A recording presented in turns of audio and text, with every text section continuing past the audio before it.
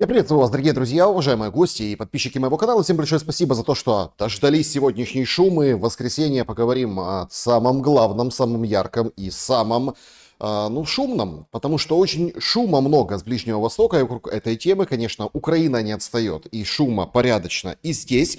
Традиционно не забудьте поставить лайк и пару слов о формате нашего сегодняшнего общения. Оно, в принципе, прежнее. QR-код, который видите на экране, это возможность прям никого не дожидаясь взять и написать что-нибудь, что хотите на экран. Так вопросы заблаговременно принимаются в клубе зрителей в телеграм-канале и конечно же, в предложку, да, то есть это почта, где можно, как говорится, связь возыметь. Но вот такую информационную и важную. Спасибо большое, кстати, за обратную связь. Очень толковые письма, интересные. Как по мне, интересные и полезные вещи вы пишете. И вот та рубрика «Колобок. Куда мы катимся?» это вот все-таки настоящий глаз народа, и ваши письма, они в этой связи очень важны. Также, дорогие друзья, начинаем мы традиционно с нашей любимой игры в города. Города. Да-да-да. Правила очень просты. Вы пишите, откуда шумите, где находитесь. Можно через слэш указывать то, что выставлено, и то, что по факту. Имеется в виду там Бровары, Уганда и так далее. Или какие-то другие населенные пункты. Назвал, значит, лайк поставил. Очень поднимает настроение и заряженность на весь эфир сегодняшний и любой другой, вот именно эта игра. Поэтому обязательно, 100% будем ей уделять время. Киев смотрит, и Питер с нами. Смотрю из The концлагеря, Джастин, что делать, да, вот так и живем. Марина, Сочи тут, Хайфа, мы победим. Александрия, Стамбул смотрит, Воронеж, Москва, Химки, шумляне, шумлять. Да, шумовцы, шумовка, по-разному в комментариях обыгрывают название, но это действительно очень важный шум, это то, о чем стоит говорить и о чем нужно, прежде всего, писать комментарии. Я всех призываю обсуждать те темы, которые поднимаются, или привносить свои взгляды и видения в то, что звучит. Рига смотрит, привет из Анапы, привет в Анапу, Измаил, Воркута, столица мира, никто не спорит, Павлодар, Нью-Йорк, Сибирь, Томск, Днепр, Домодедово с вами, привет из Шуи, в Шую тоже привет, Ришон Ле Цион, одессит, где это Ришон Ле Цион, Валбжих, вот это прям сегодня новые названия у нас звучат, Эстония, Ихви, Ногинск, Днепр, Португалия, Кубань, Чернигов, Урал на связи, привет в Урал, Саранск тоже, Шумковичка, Сербия. Слушайте, так вам сам Бог велел шум смотреть, раз вы отсюда, из Шумковички, из Сербии. Алматы на связи, Краснодар, Казахстан у вас в гостях, спасибо большое. Привет из Чехова, привет в Чехов, Чернигов, Меркурий, Харьков, Транзит.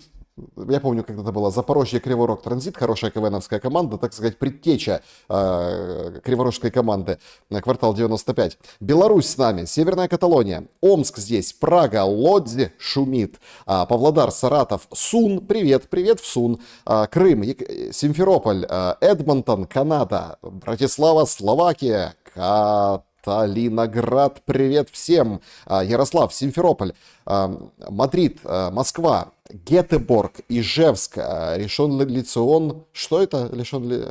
Это Израиль, Ришон Ле Цион. Да, много будет об Израиле и этой теме сегодня. Кёльн с нами. Друзья, очень важно, чтобы вы поставили лайк, и очень важно, чтобы вы написали, что думаете по поводу одного, второго, третьего, то, что сегодня будем обсуждать, потому что эта сопричастность делает чудеса на самом деле по всему миру.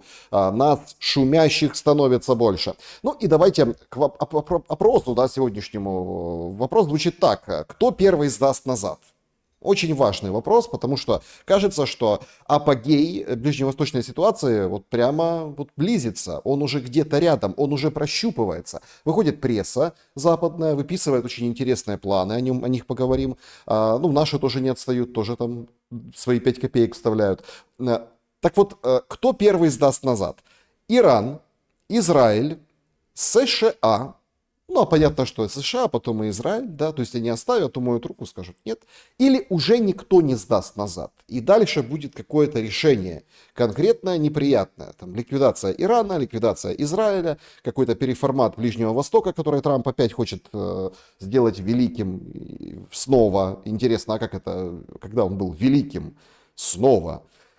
Говорит Трамп. В общем, голосуйте, очень интересно, потому что на самом деле кажется, что мы подходим к определенному Рубикону и пику. И вот те события, которые там были пару дней назад, которые начались, да, они вскрывают очень серьезную подноготную дело. Должен остаться кто-то один. Потому что, условно, какой бы то ни было там, Израиль, да, это угроза Ирану, какой бы то ни был Иран, это угроза Израилю. Четко западная пресса выписывает, что задача и вот конкретная цель — это сносить режим. Там сионистский, там вот аятол. Нужно их сносить, ликвидировать. Израиль, в принципе, и действует по этим лекалам. Уничтожаются конкретные люди, персоналии по должности, по чину, военное, политическое, военно-политическое там, руководство. В общем, как бы сносят их физически, ликвидируют. Сейчас там модно такое, не хочу это показывать, конечно, но модно как бы брать фотографии аятоллы, да, Хаменеи, и как он со всеми ручкается, и там тот ликвидирован, тот ликвидирован, тот ликвидирован. То есть сейчас на этом делают такой большой хайп. Но это вот так действует Моссад, так действуют израильтяне, и так действуют в принципе США, которым очень выгодно, да, вот к переговорам как бы окучить Иран, чтобы аятолла боялся, наверное, лично и персонально, потому что и по нему стреляли, и по его резиденции тоже, и даже там куда-то попадали, ну, аятоллы там не было. Но тем не менее, то есть это инструмент Соединенных Штатов Америки, инструмент конкретно их, конкретно Трампа. И Трамп взял этот инструмент в руки, и теперь это конкретно его война. Поэтому голосуйте, друзья, очень интересно. Пятигорск, провал.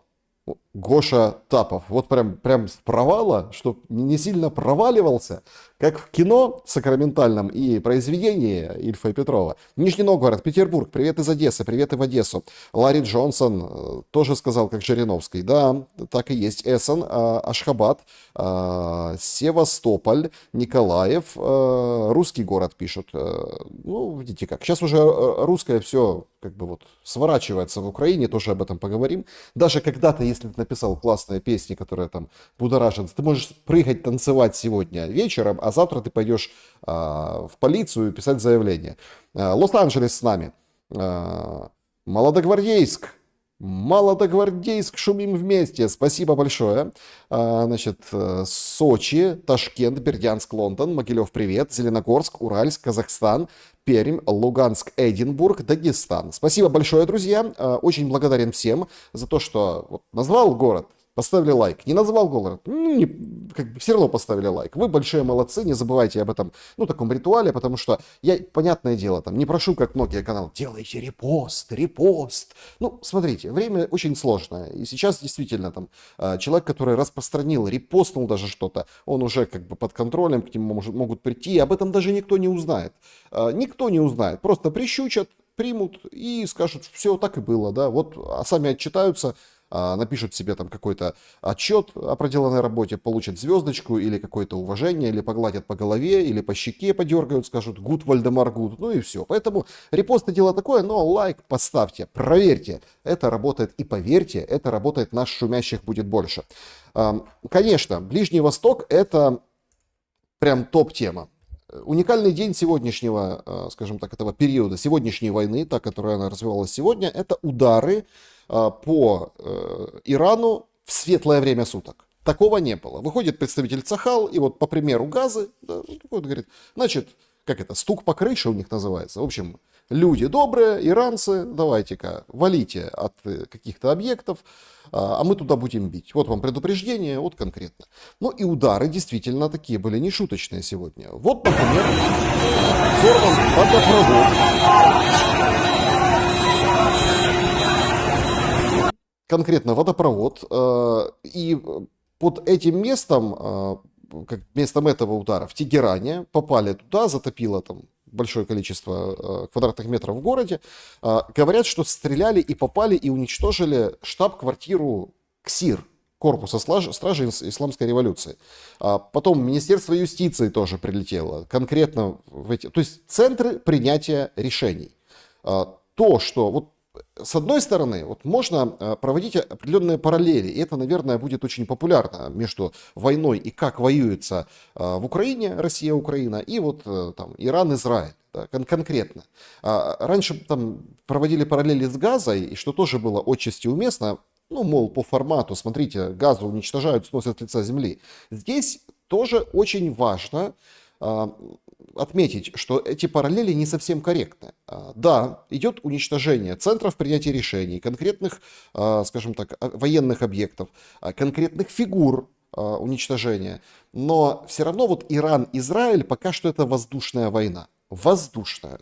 Мы в Украине, в России, те, кто как бы вот замешан, потому что так получилось, да, вот в эту войну, которая вот сейчас идет 4-й год, понимаем прекрасно, что воздушная компонента, только воздушная, не решает ничего. То есть под обстрелами, под бомбежками можно достаточно долгое время как-то существовать. Это очень выгодно власти и режимам, потому что прилетела ракета, убила, это как, знаете, там молния попала, дождик случился.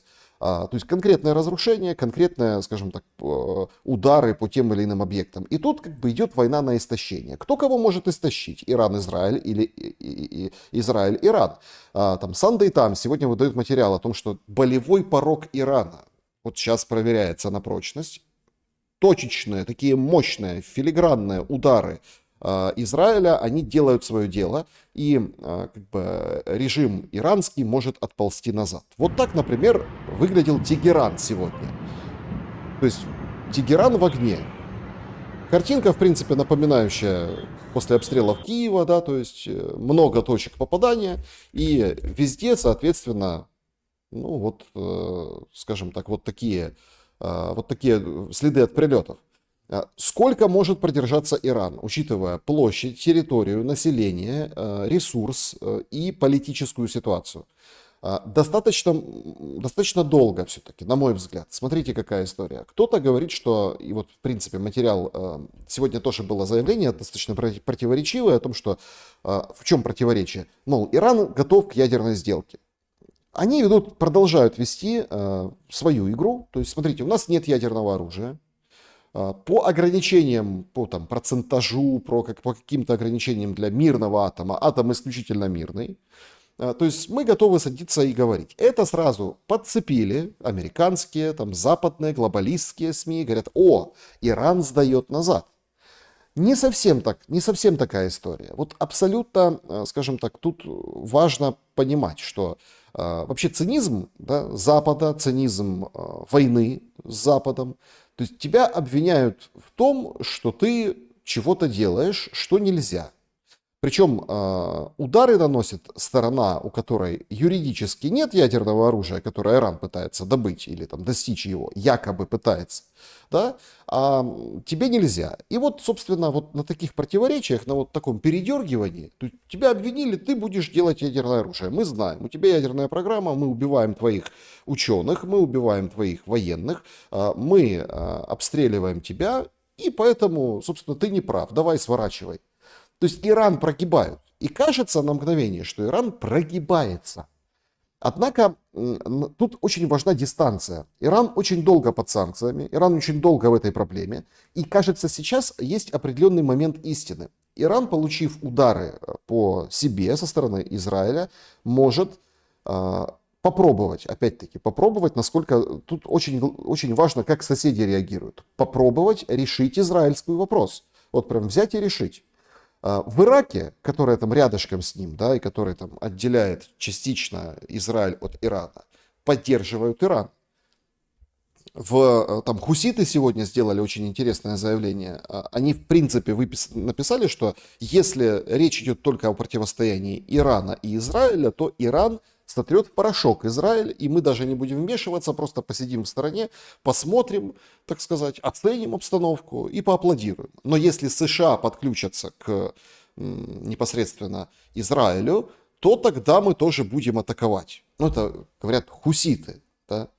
В принципе, хуситы такие, ребята, такие тоже достаточно модные, в сандалях. Тоже их уже победил, конечно, Трамп, но опять-таки не до конца.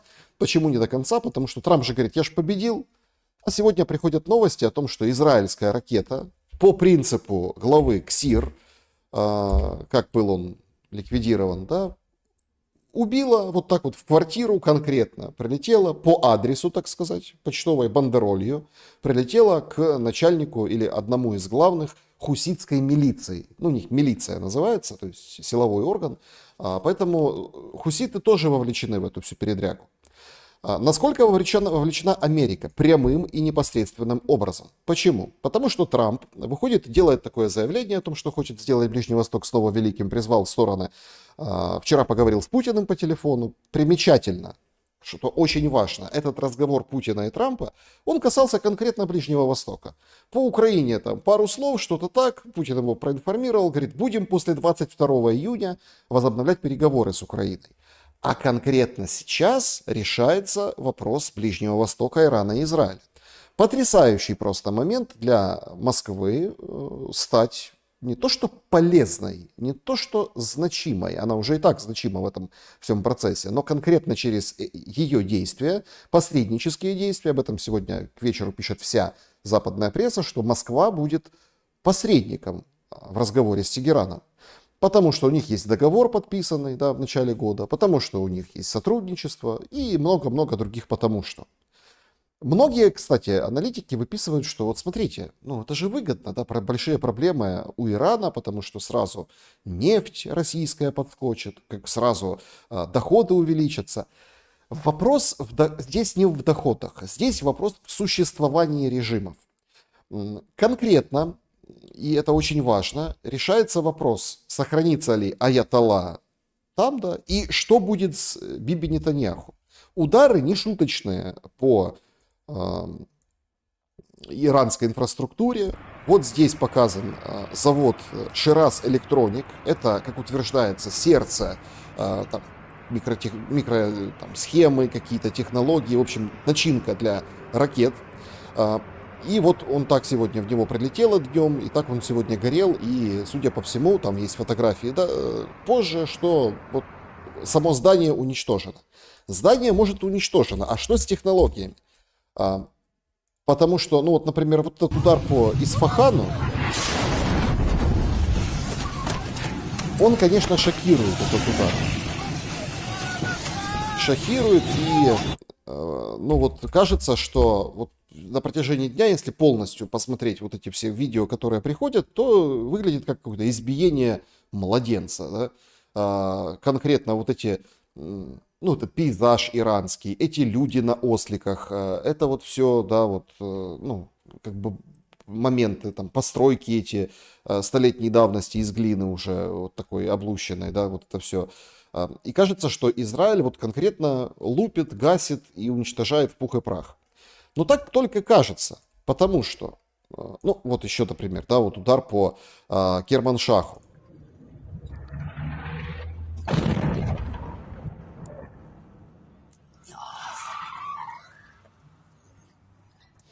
Ну, то есть военная база, едет человек, снимает, ударов там мы видим несколько, да, и конкретно вот кажется, что это вот израильская мощь обрушилась по полной программе. Она тут по полной программе обрушилась, но приходят другие интересные видео, которые тоже нужно анализировать, чтобы понимать предел прочности Ирана.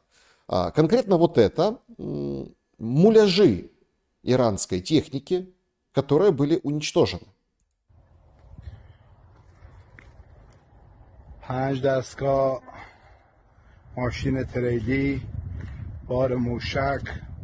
Ну, то есть, вы понимаете, поставили муляжи, Израиль на них навел ракеты, потратил дорогие ракеты на какие-то там тенты, затянутые, похожие с высоты на некие установки, и потратил, собственно, какой-то свой ресурс. Тема муляжей, шахедов тоже всплывает. Причем интересно, что иранские, ну или там арабские СМИ распространили удар по Киеву шахедом, как вроде это в Израиле, да. И вот Израиль, конкретно Израиль, прилетело, а потом нашли это видео, сказали, что это, извините, это Киев, это какой-то прилет, ну, один из позапрошлых прилетов, просто обрезанное видео, где там видно одно здание, и типа можно сказать, что это Тель-Авив, да, то есть, и вот удар по Израилю шахедом, да, и конкретно шахед летит. То есть, мы понимаем, что много очень таких ложных вбросов, ложных трюков. Я даже вам могу сказать, что тут есть еще одна очень интересная особенность вот такого рода войны, которая на грани террористической, воздушной и вот на уничтожение. А может, живы все-таки некоторые командиры иранские? То есть, опять-таки, по отчетам Моссада били всех. Но мы понимаем, что это не привело ни к какому развалу со стороны Ирана. Наоборот, ракеты летят. Более того, есть сообщение о том, что вот эти ракеты там показывают в Израиле, там такая дура огромная, человек 10 человеческого роста. И эти дуры, там она не взорвалась, в общем, упала. Короче, отстреливают старье. А у Ирана есть... Почему, собственно, для Израиля он представляет угрозу? Есть достаточно точная, мощная, быстрая, гиперзвуковые ракеты, очень смертоносная, которая она будет использовать дальше. Ведь у нас только какой там третий день, да, третий, четвертый будет, там ночь, уже, видите, стреляют днем. Стрельба днем означает, что истощена ПВО. Стрельба днем также означает, что это уже бескомпромиссная борьба. Это не просто там мы стреляем по военным объектам или как-то там еще, да, это вот борьба на выживание. Остаться должен кто-то один. Причем достается Израилю тоже. Естественно, конечно, Израиль там, ну, я показывал себя в телеграм-канале, там, это все, конечно, выглядит как шоу, но с точки зрения математики, железный купол, проща Давида, ну, в общем, пропускают ракеты, пропускают воздушные цели и все остальное. Об этом четко все заявляют, что нет ПВО, которое там 100% все собьет, это понятно. Но и процентаж вот этих беспилотных, скажем так, попаданий ракетных говорит о том, что это ПВО, ну, так себе. Тем более, что Хексет вышел, министр обороны Пентагона, и подтвердил информацию Зеленского, что да, мы знали, мы готовились, поэтому передали вот эти не для Украины ракеты для шахедов, а в Израиль. Дефицит ПВО уже сейчас, дефицит ракет уже сейчас. И вот как долго это может происходить? Вот эта ликвидация первых лиц, которая во многом может быть еще и, ну, такой медиа-сопровождающей историей, на войну может не повлиять никаким образом. Жуткие, конечно, кадры прилета по Тель-Авиву разлетелись на днях.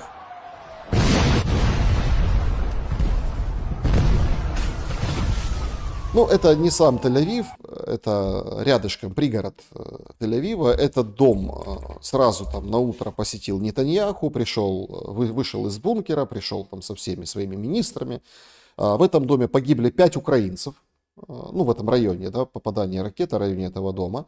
3 из них несовершеннолетние. Об этом сообщил Министерство иностранных дел Украины сегодня. Вот что после него осталось.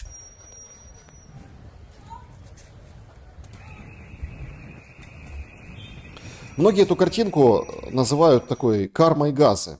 Ведь примерно, да, то есть примерно Газа выглядит так же.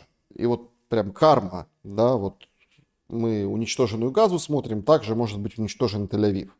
И ракет-то куча есть у Ирана, и средства и возможности есть. Не знаю, насколько этот прилет там оправдывал какую-то цель, круговая погрешность или что что действительно устрашающее, но картинка получилась со стороны Израиля, и ее как бы продают. Другие картинки конкретных попаданий, вы же видите, как быстро все сразу раз и замолчали, что там по ядерным объектам Израиля прилетело, по там, нефтебазе, так вроде показали нефтебазу в Хайфе, но потом так вроде как замылили, то есть убрали в сторону. В Израиле действует военная цензура достаточно жесткая, и там серьезно наказывают. Там мы не узнаем, куда прилетело. Но судя по количеству запущенных ракет в эти дни, мы понимаем, что поражены могут быть достаточно большие цели. И Израиль меньше. Израиль меньше. 100, 200, 150 ракет по Украине это одно, как бы цинично это ни звучало. А по Израилю с его площадью это совершенно другое. Поэтому тут как раз-таки возникает важный вопрос.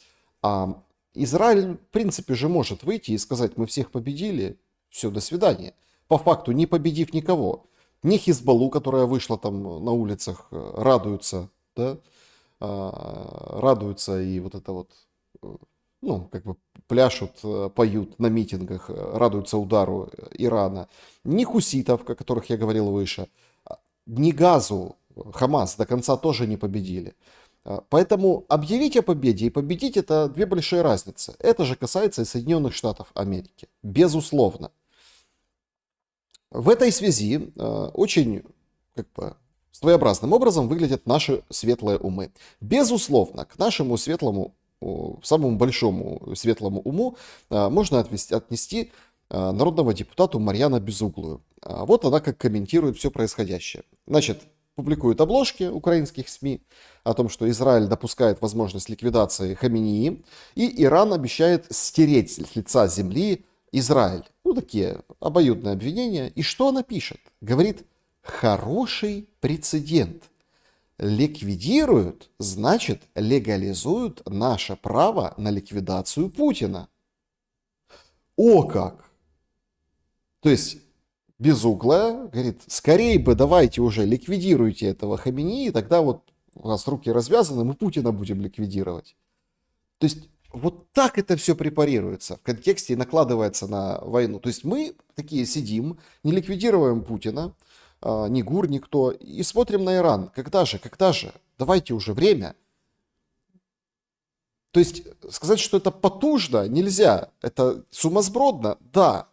Это вообще глупость такое писать, понимаете? Но это ее мнение. Она дальше его раскрывает, говорит, моя позиция по поводу событий в Иране. Все страны, где женщина по правам на уровне домашнего животного есть зло по умолчанию. Зло, которое должно быть уничтожено разными способами. Поэтому тут только за Израиль. Априори. Ну, то, что Безуглая за Израиль, априори, мы не сомневаемся. Насчет женщин, понятное дело, есть вопросы. Это почему-то она на Афганистан могла бы посмотреть. Хотя изнутри вот таких подобных режимов, изнутри, говорят, что, ребята, ну не все так плохо.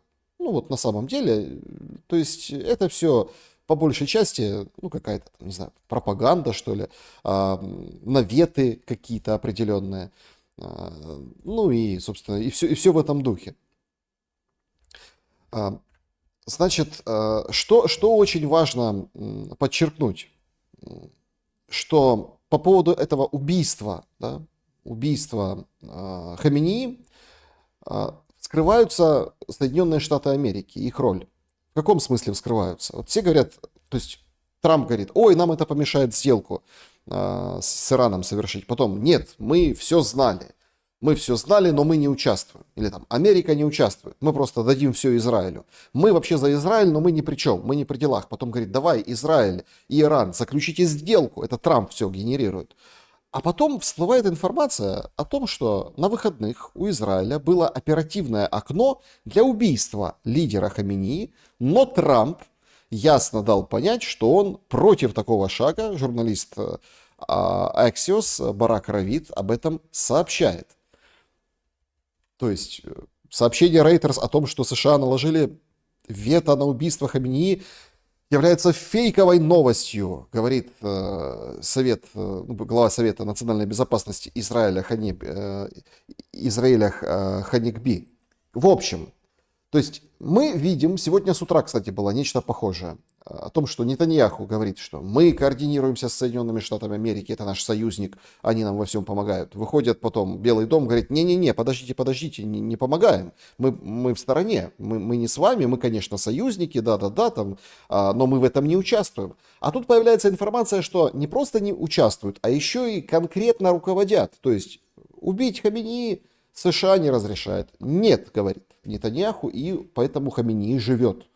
То есть нам вот так подают эту информацию. Понятно, Израиль это никогда не признает, но ответить на вопрос, почему они ликвидируют, как сами же заявляют, всех военачальников, причем достаточно много, а Хаменеи не ликвидируют. Ведь, смотрите, есть же и силы, и средства, и разведка, и диверсии, и ракеты, и удары, а Хаменеи жив. Это потому, что Израиль так хочет?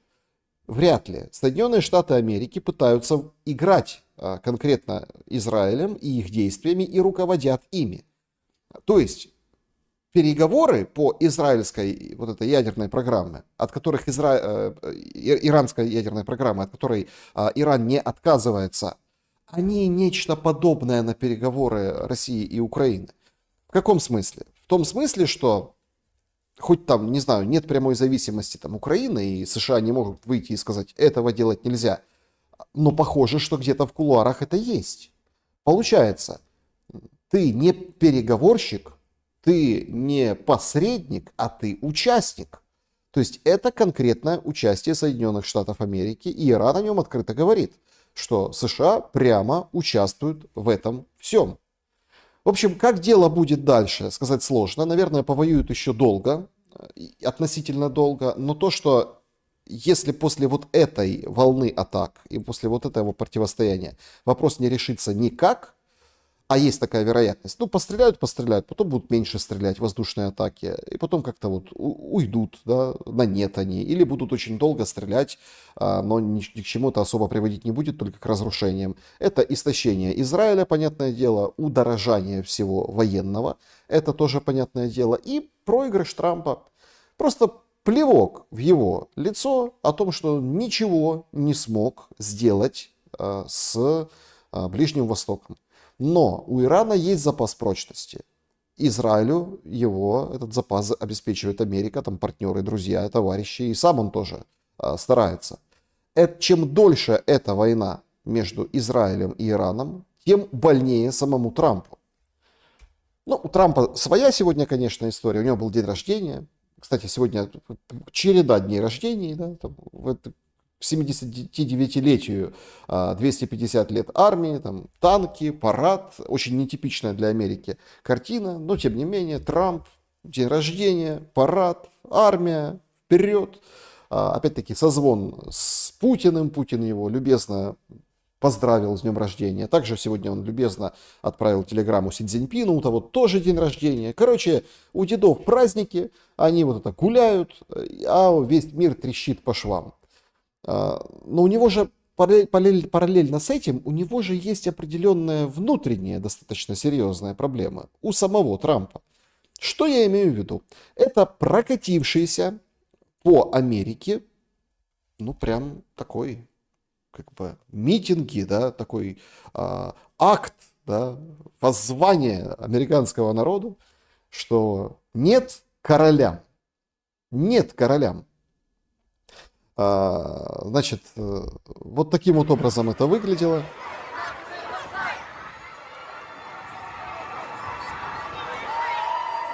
Люди с плакатами. В принципе, все выглядело мирно, кроме Лос-Анджелеса, где был разгон со слезоточивым газом. В разных местах люди по-разному, скажем так, по-разному демонстрировали все. Свое недовольство Трампу о том, что все-таки Америка это демократия, а уж никаким образом не королевство, и Трамп не король. То есть вы понимаете, людей много достаточно, они выходят на такие протесты, причем по разным городам. Вот, например, в Бостоне это все приобрело в том числе и такой костюмированный вид. Вот этот вот, скажем так, персонаж олицетворяет вот эти все протесты, которые были по Соединенным Штатам Америки против Трампа.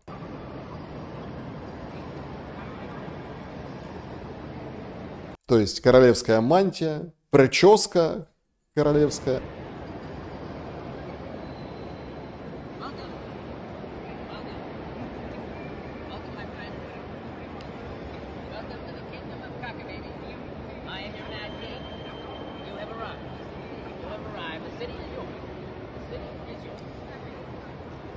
Ну, то есть на вокзале, да, то есть, типа, такой перформанс. Встречает переодетый в полутрампа, в полукоролеву персонаж. Но королевского решения не будет ни по отношению к американцам, ни по отношению к геополитике. Однозначно не будет. И это все понимают. Это все понимают и четко видят, как Трампу очень сложно и тяжело. Он сумасбродно это все, конечно, принимает, эти все решения, но ему сложно справиться сначала на геополитическом контуре, а потом на контуре внутреннем. И все ждут и подмывают его вес, статус, его срок, да, там ждут до выборов в Конгресс и так далее, и так далее, и так далее. То есть вполне ярко и мощно начавшееся президентство может обернуться нечто плохим. Но тут возникает другой момент. Успеет ли он заключить вот эти договоренности? Потому что Трампу, когда он говорит о сделках, нужны не просто рукопожатия или процессы. Ну вот, например, процесс по Украине или процесс по Ближнему Востоку. Ему нужны конкретные подписи и конкретные вещи, которые нарушать никто не будет. Конкретные правила. А этих правил конкретных нет в этом мире. Кто сильнее, тот и прав. Кто победит, тот и будет диктовать условия. С одной стороны, США вроде как везде в дамках, нигде не участвуют, но над ситуацией. С другой стороны, простите, пожалуйста, а где США победили? Вот за вот эти первые полгода, условно, да, или там чуть больше, чуть меньше, полгода правления Трампа. Где у них победа? С Китаем временное решение, времянка. Это как вот взять скотчем прикрутить чего-то на полгода, редкоземы будут поставлять и там о чем-то договорились. Вон со Вьетнамом, который Вьетнам первый, самый первый пошел по этим пошлинам к американской стороне и вроде как договорились, тоже передают. Не договорились. То есть как бы обо всем и ни о чем. Конкретных решений нет. Нет конкретного решения там, военных вопросов Украина, Ближний Восток. Нет конкретного решения и по экономическим вопросам. И у Трампа, собственно, у которого вроде как весь срок впереди, намечаются серьезные проблемы. Если, скажем так, переместиться уже к Украине, да, то очень важен, наверное, да, вот такой дерзкий, резкий, скажем, такой отъявленный просто, убийственный для украинцев, это мое личное мнение, вот этот процесс как бы травли русского языка. Это просто что-то несусветное. Плюс это накладывается на это война. Вот разошлось видео по всем пабликам, это вот соседний с Израилем, который бомбит Иран ракетами, Ливан, Бейрут, да, там вот сняли как ресторан, мансарда, открытая площадка, играет саксофон, летят ракеты, и люди снимают на мобильный телефон. И вот это все, скажем так, вот это вот вызывает определенный шок и трепет. Ну, мол, смотрите, это же летит масса ракет. Люди это снимают, радуются под звуки саксофона, под там Аббу, еще под кого-то. И это такой пир во время чумы происходит. Но если здесь это соседний вроде как Бейрут, хотя там Хизбаллу тоже изрядно трепали и там уничтожали, операция Пейджер и многое-многое-многое другое, то есть можно в принципе понять, что это соседняя страна. Но это же эта страна, которая здесь, внутри. Скандал разгорелся вокруг, казалось бы, абсолютно патриотичного, абсолютно, давайте честно будем говорить, абсолютно, скажем, проукраинского Андрея Данилко, он же Верка Сердючка. Значит, Сердючка выступила на выходных, вот пятница, выходные, она выступила в Киеве в одном из там закрытых клубов с бассейном, ну, в общем, клубов отдыха, назовем это так. То есть она пела свои песни, значит, все хорошо, людей собралась куча. То есть вы понимаете, да, вот все выходят, это позиции там, на балкончике. Песни были на русском языке, то есть все было хорошо, все, да, очень известные песни, да, вот это вот тоже там, да, вот любовь не тролливали. Идет война, идут обстрелы, гробы, обмен тел сегодня 1200 был. Ну, вот, в общем, вот так вот это все выглядит. Причем претензия не по самому факту, да, там, понятно, что любовь не тролливали, и все будет хорошо, и нужно там как-то поднимать настроение людям. Проблема, вот блогеры, понимаете, вот эти известные там в Украине, жрут, пьют, столы ломятся. Но это какие-то такие дешевые, скажем так, билеты у них. Они вот здесь вот обсуждают, сколько они там хряпнут, понимаете, там двойной, там одинарный вискарь. То есть это все на фоне жуткой трагедии целой страны. Но тут выходит кремень. это языковой омбудсмен, и говорит, а я написал заявление в полицию. Что это тут на русском языке песни поют? Причем Данилка говорит, что это старая песня, мол, это мои песни, хочу пою, типа, как бы. Но не патриотично во всеуслышание вот это вот по-русски петь. То есть у людей просто, ну, это просто дно какое-то. Причем интересно, что, ну, то есть Данилка, он за Украину. У него все интервью за Украину, сборы, вот эти поездки везде, концерты кругом. Это тот человек, который, ну, то есть он патриот, он остался в Киеве, в своей этой квартире на Крещатике, в этой известной Сталинке, там у него квартира. Ну, об этом, в принципе, все знают, он в Киеве, он помогает как может через свои концерты. Но он не такой, потому что он написал когда-то песни, которые, в принципе, на украинском он написать не может, такие песни. Но он должен был их перевести. Целая тенденция была, что шоу-бизнес переводил свои старые песни переводил, и, в общем, они звучали совершенно по-другому. И эти старые песни звучали на украинском, и не имели такого успеха. Все равно все четко понимали, да, что эта песня именно на русском, и знали ее на русском. И сейчас вообще тоже последнее время какая-то тенденция о том, что все вспоминают песни. Вот замечательный пост по этому поводу написал Кость Бондаренко. Да? Общественный психоз, говорит, усугубляется. Журнал «Тыждень» обратил внимание, что уже и Валерий Лобановский, считавшийся доселе гордостью украинского спорта, на самом деле недостаточно патриотичен был, говорил на русском языке и, собственно, не понимал красоту этого украинского языка. Предполагает Бондаренко, что, скорее всего, возле стадиона «Динамо» и памятник снимут. А что это он тут? Он же русскоязычный, надо убирать. Примерно неделю назад начали активно разгонять какой-то пост какого-то ноунейма, по которому сантехник, ремонтировавший водопровод, рассказал историю, которую услышал от своей тети, что академик Амосов на самом деле дутый авторитет. Он вообще на людях эксперименты проводил. Стоит ли говорить, что сантехника осталась, в общем, тетя сантехника единственная, кто это шутит, Константин Петрович, после операции Амосова. Ну и Верку Сердючку тоже клеймят за русский язык, нужно наказать, запретить. Все написали соответствующее обращение к Кремню, Кремень в полицию.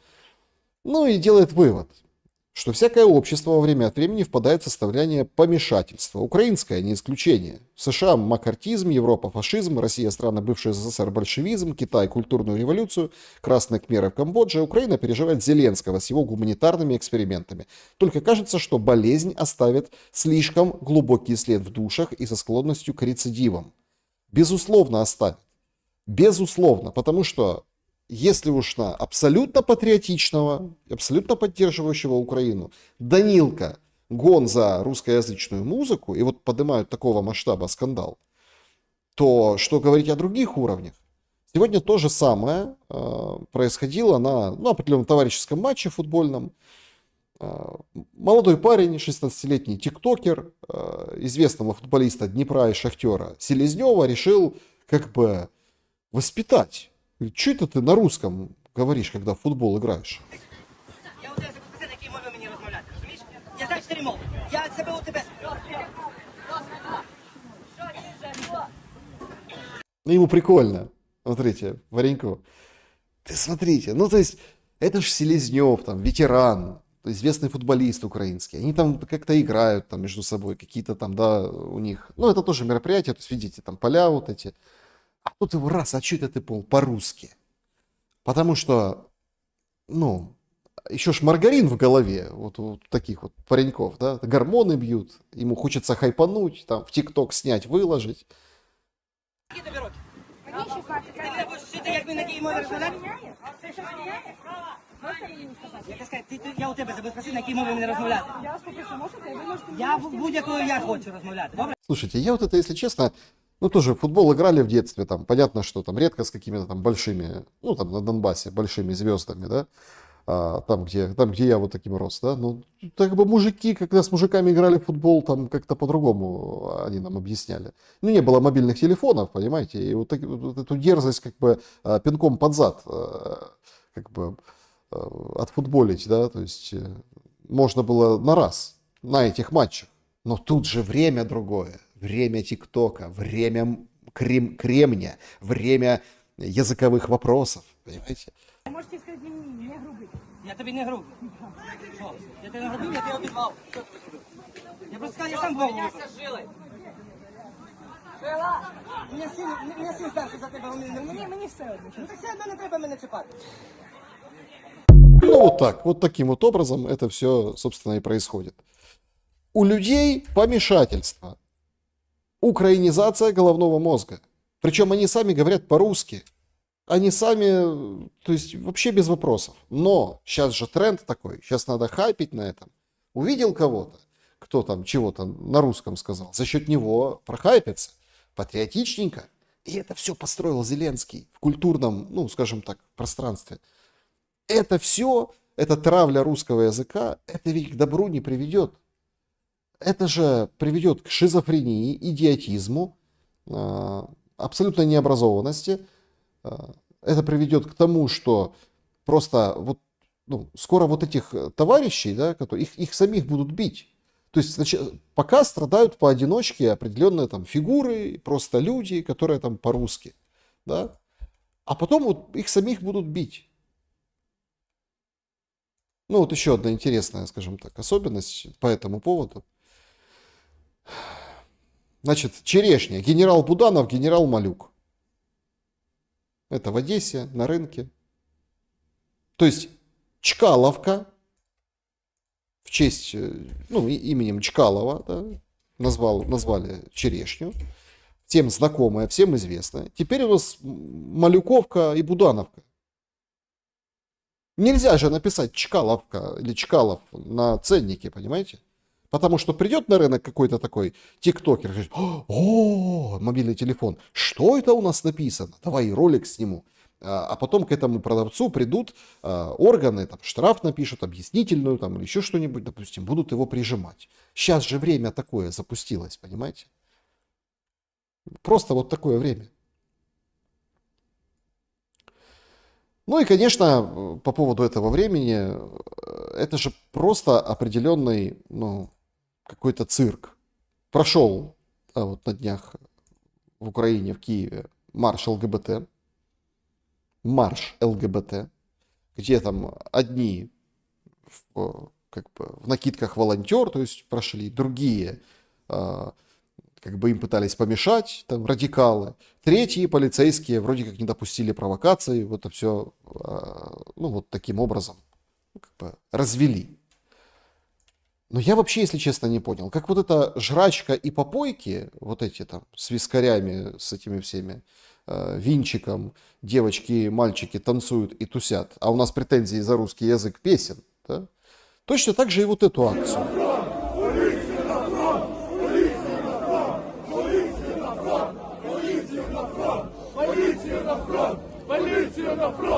То есть вышли радикалы вот эти, они там замотанные половину, кто-то с открытым лицом, многие из них там, ну, там малолетки, многие из них там какие-то ветераны, многие из них какие-то там, да, вот не прошедшие фронт, требуют полицию на фронт. Полицию на фронт! Полицию на фронт! Полицию на фронт!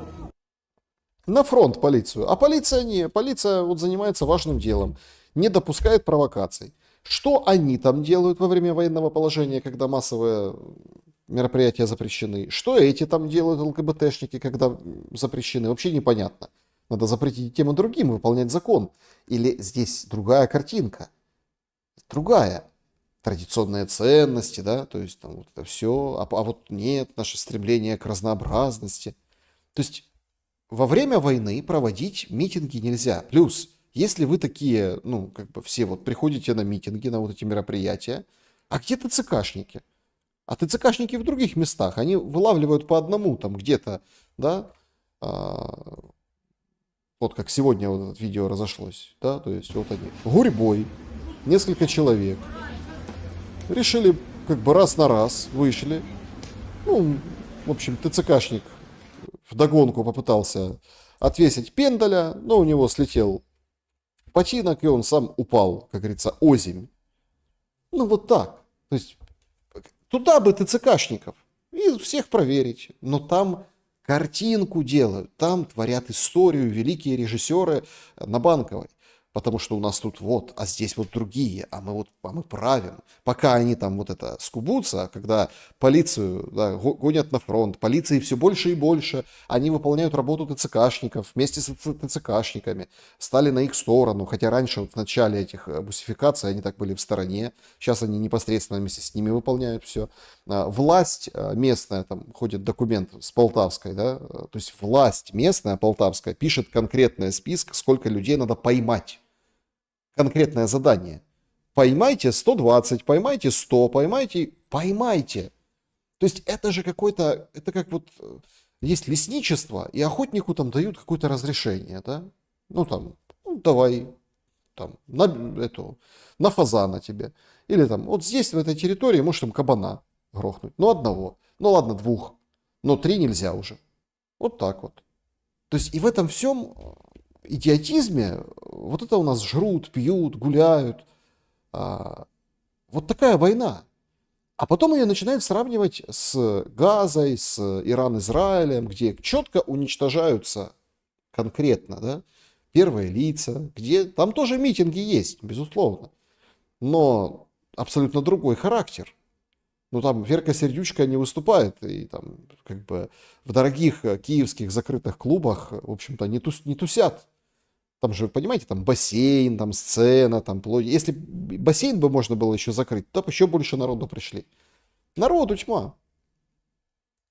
А вот тоже дня 3 назад появилось видео из одесского ТЦК. Значит, это священник Александр Московчук. Это священник сельский Украинской Православной Церкви. Его, собственно, задержали и доправили. Это отстойник ТЦК.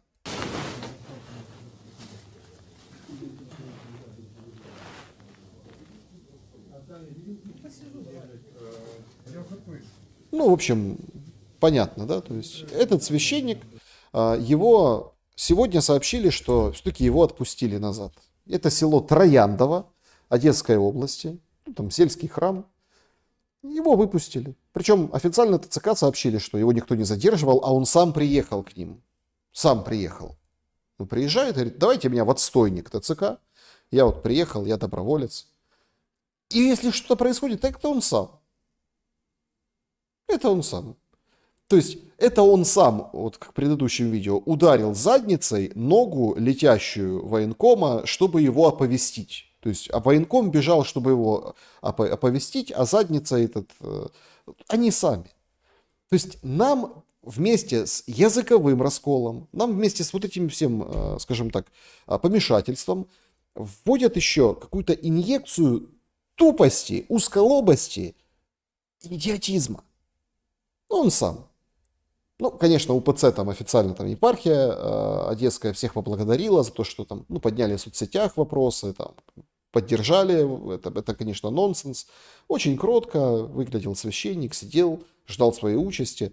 Ну, видите, как Бог распорядился, ему повезло. Сколько таких священников на передовой, сколько уже в земле, да, сколько обменяли по фейковым уголовным делам. Ну, это уже так, это остается загадкой. По поводу митингов против ЛГБТ сегодня Молдова отличилась, причем очень серьезным образом. Значит, начиналось все. Сегодня вообще День Отца, да? Ну, так принято. Кто-то по-разному там празднует, но вроде как сегодня День Отца. Я тоже как отец, у которого есть отец, то есть это действительно праздник семейный, это очень хороший день. И очередной раз вспомнить о том, что у нас есть семейные ценности. И вот против как бы ЛГБТ-движения в Молдове вышли тоже представители церкви, ну, люди, да, как бы собрались на митинг. То есть мы слышим колокольный звон, там рядом церквушка, будет семья, будет страна. То есть люди шли абсолютно высказать свою поддержку традиционным ценностям, традиционным семейным ценностям. Все товарищи, которые только присоединяются к нашему митингу, кто принял участие Ну вот, в марше семьи, просим вас рядышком с храмом. к центру У них такой митинг, они выходят, там, держат слово, микрофон, говорят о том, что Молдова, там, нам не нужно вот это все, как бы, ЛГБТ, вот это все такое, давайте вернемся, давайте сохраним семью, нам жить, мы православные, мы там христиане. Но это все закончилось разгоном, причем таким достаточно жестким.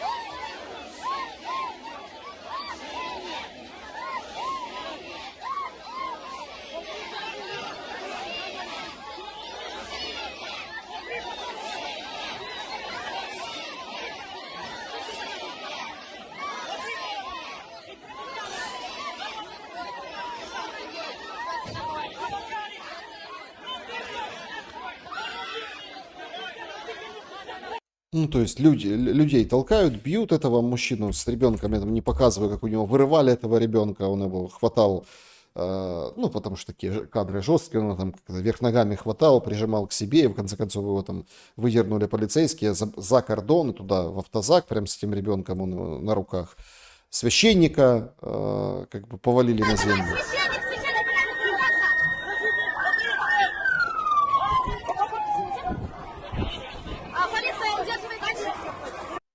Ну, схватили, в общем, задержали. И вы понимаете, в чем дело? Я вот разделяю эту мысль о том, что вот этот... Ну, опять-таки, молдаване же не глупые люди. Тем более у них под боком пример Украины, гораздо большей страны, ну, там и территориально, и людским ресурсом, и... Ну, они не скажут, что там сильно развитие, ну, в том плане, что как бы крупнее и больше страны.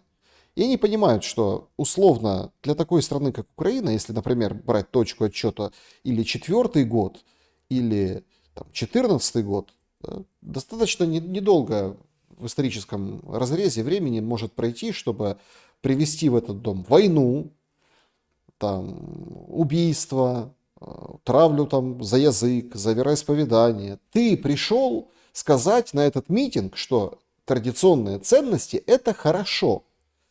А тебя полиция вот крутит, пихает священника, вырывает ребенка. То есть, вы понимаете, да? Есть очень четкий вот такой водораздел. Сначала приходит вот это, вот таким вот образом. Мы это, в принципе, в Украине переживали. Вот эти там, полицию, крестный ход, радикалы, там, тут те за, те против.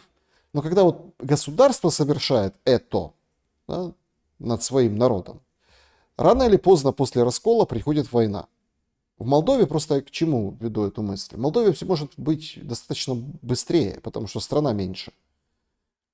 И вот эти кадры с там, упавшим священником, или которые когда тянут в автозак этого священника, дойдет быстрее до всего количества ну, людей, народа, потому что народа меньше в той же Молдове. Поэтому Молдова следующая на отработку вот этого сценария. А потом это все приобретет формат идиотизма, когда Лобановский уже не такой герой, не такой деятель заслуженный, а Мосов вообще шарлатан. Представляете? То есть сначала дадут идеологическую рамку, потом засунут под нее интеллектуальную рамку, после этого научное обоснование идиотизма, и мы останемся ни с чем, мы останемся только друг с другом на рідній мове. Вот к этому все идет. А что там, как? Ну, всем остальным плевать. Сегодня сообщили, давайте немножко военных тем, сообщили о диверсии. Значит, сообщается, что ГУР подорвали, ну, точнее, повредили в Калининграде на электроподстанции одной из как бы, отсек с охлаждением. А потом подожгли его. В чем смысл? Мол, электроподстанция давала электричество на некий завод ВПК, да, военно-промышленного комплекса в России. То есть оно как бы... Видео на самом деле странное. Вроде повредили, оно вытекает, потом что подожгли, оно не горит, потому что вытекает. В общем, какая-то странная история, но отчитались гуровцы о том, что они это сделали, мол, на территории противника в Калининграде. То есть вот там, на острове Калининград. Да? Причем сообщили так издевательски, типа Кёнигсберг, да? Мы в Кёнигсберге это сделали. Позже вышли там официальная информация, сказали, конечно, ничего не пострадало, была там какая-то чего-то авария, но тем не менее вот эти диверсии, они продолжаются. Параллельно с этим сообщается об, ну, таком достаточно сложном положении в Днепропетровской области.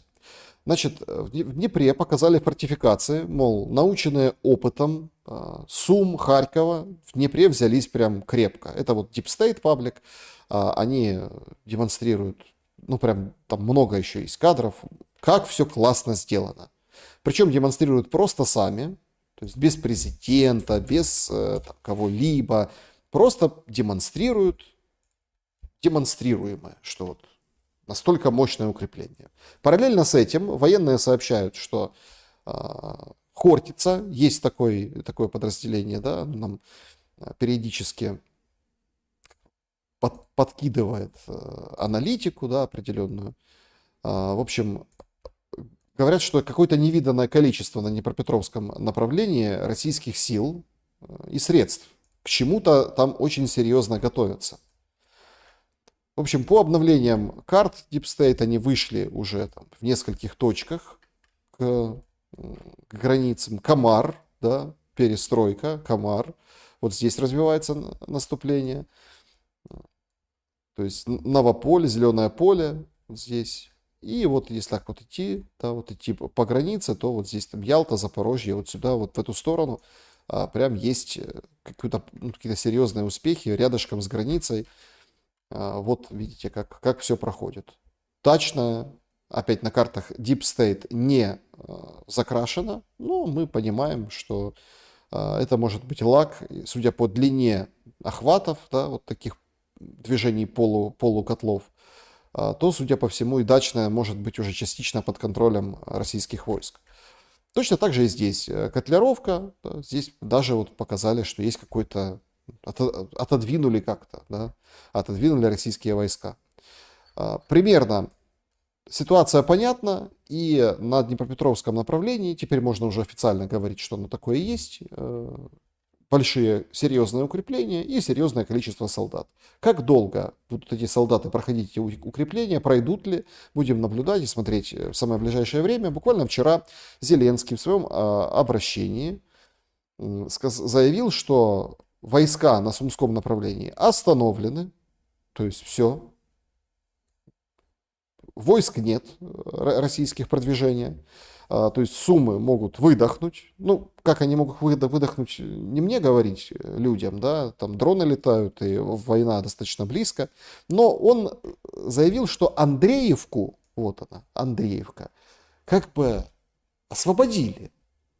Ну вот, потеснили противника в Андреевке.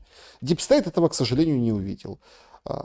Кому доверять больше, Deep State или Зеленскому, вопрос, как говорится, риторический, потому что мы пока что по карте Deep State видим продвижение практически везде, только в одну сторону.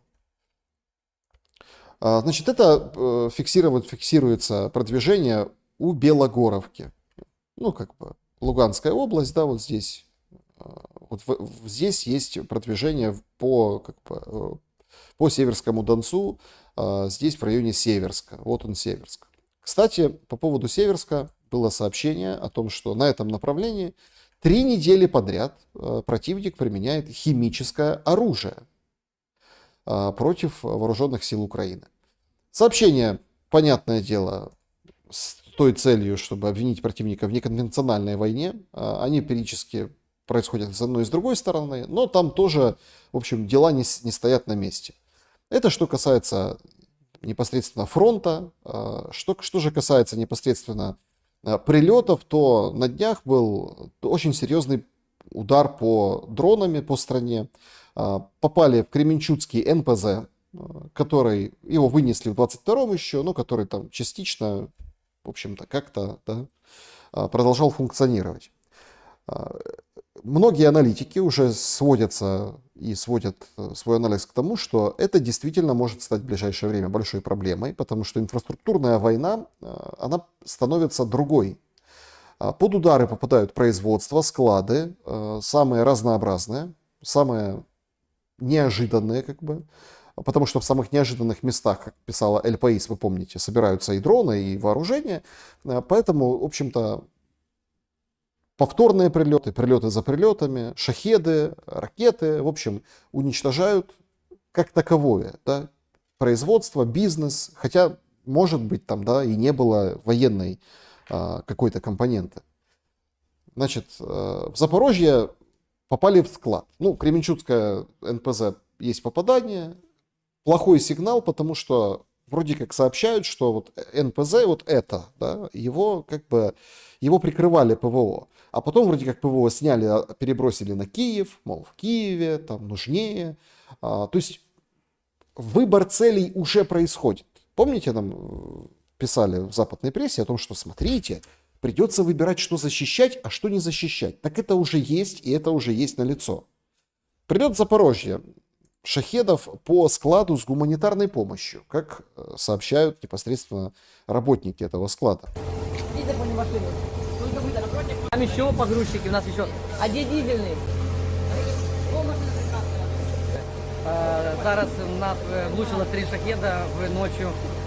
Упала стеля, площадь 1800 квадратных метров. Я вот не понял, если честно, как всегда же есть, вот почему надо выходить вот в прямой эфир, беседовать, как вот нас сейчас 21 тысяча, друзья, поставьте лайк, пожалуйста, проголосуйте в вопросе. Надо вот беседовать, потому что все равно есть какая-то, ты хоть даже через экран, ты пытаешься энергетику считать, да, вот там. Вот это сообщение для меня, вот это видео, почему я ему показываю, ну, казалось бы, да, очередной склад, очередные шахеды, 3 шахеда, 1800 квадратных метров, достаточно большой склад, и, ну, это как бы уже такая, даже не новость, но меня как-то вот очень, этот молодой человек меня как-то вот триггернул, что ли, да? Как-то вот он говорит об этом ужасе и об этом прилете с какой-то непонятной интонацией. Сгорело все, мы получили только допомогу 5 фур, 100 тонн. Это и у нас здесь и одежда, и гигиена, и продукты харчевания, и все обладнание кухни. То есть, значит, мы только получили 100 тонн, фуры приехали, разгрузились, сгорело все. Как-то с небольшой улыбкой говорит этот, ну, скажем так, Белуга, видите, там это волонтеры какие-то, центр. Все сгорело. Ну, война, что поделаешь. То есть, если посмотреть на то, что он нам рассказывает, просто под другим углом. Запорожье. Срисовали, что куда-то на какую-то большую площадь заехало 10 фур. 10. И разгрузились. Вон там какое-то оборудование для кухни, гуманитарка там. И потом уехали. Ну так жди прилета. В Запорожье уже есть возможность техническая срисовать с FPV дрона и четко как бы увидеть движение хотя бы, да? Куда кто, скажем так, перемещается. Тем более, что есть такой крупный склад, который принимает что-то с фур. То есть, если, опять-таки, я вспоминал Кременчугский НПЗ, после того, как вынесли там в ноль его, на этой базе там остались какие-то цеха, то есть сделали что-то поменьше, диверсифицировали, то есть оно маленькое, то есть маленькое сюда, сюда, сюда, сюда, то есть рассредоточили. То тут мы видим 10 фур приезжают куда-то, выгружают что-то, ну там, и туда прилетают 3 шахеда, которые сделают так, что сгорело все. Обладнание погрузочное, конвейер, линия конвейерная, плюс фасовочная линия. Слава богу, никто не пострадал. Все остальное восстановим. Хай живе Украина, мы справимся. Хай живе Украина, мы справимся, все восстановим. Как-то вот по настроению странный какой-то, скажем так, борец. Конвейер у них там какой-то, фасовочная линия. То есть, ну, сгорело хорошо. Спишем. Вот уже он потирает руки уже, как все списать. То есть, если это гуманитарка, это же ее кто-то передал, закуплено за чьи-то деньги. Это то, что там, эта гуманитарка пропадает на складах и выбрасывается в Бориспольском районе целый там полигон захоронения. Да, вот этой там стиралок европейцы передавали, каких-то микроволновок, матрасов, там вот этого всего. А тут вот это вот сообщили. Слушайте, прям веришь в это сообщение по поводу складов Запорожья? Вот этому, скажем, пареньку веры больше. Ребятки, это просто гляньте. Просто посмотрите. Прилет сегодня ночью был, прикиньте. То ли дрон, то ли что влетело он в этот. Все машины нахер на парковке сгорели. Пиздец, как меня Бог отвел. Я на этой парковке ставил тоже машину. И вот просто, чтобы вы понимали, прилет был ровно в то место, там, где стояла моя машина. Я сегодня в эту ночь просто не ставил здесь машину, потому что поехал к родителям. Прикиньте, как Бог просто отвел. Просто представьте, гляньте, джета стояла, вообще нету. Гляньте, машина, вон воронка стоит, прикиньте. Я в шоке. Да, в шоке. Вот у этого больше эмоций, да, на лице, потому что он мог бы там оставить машину и потом машину эту не иметь.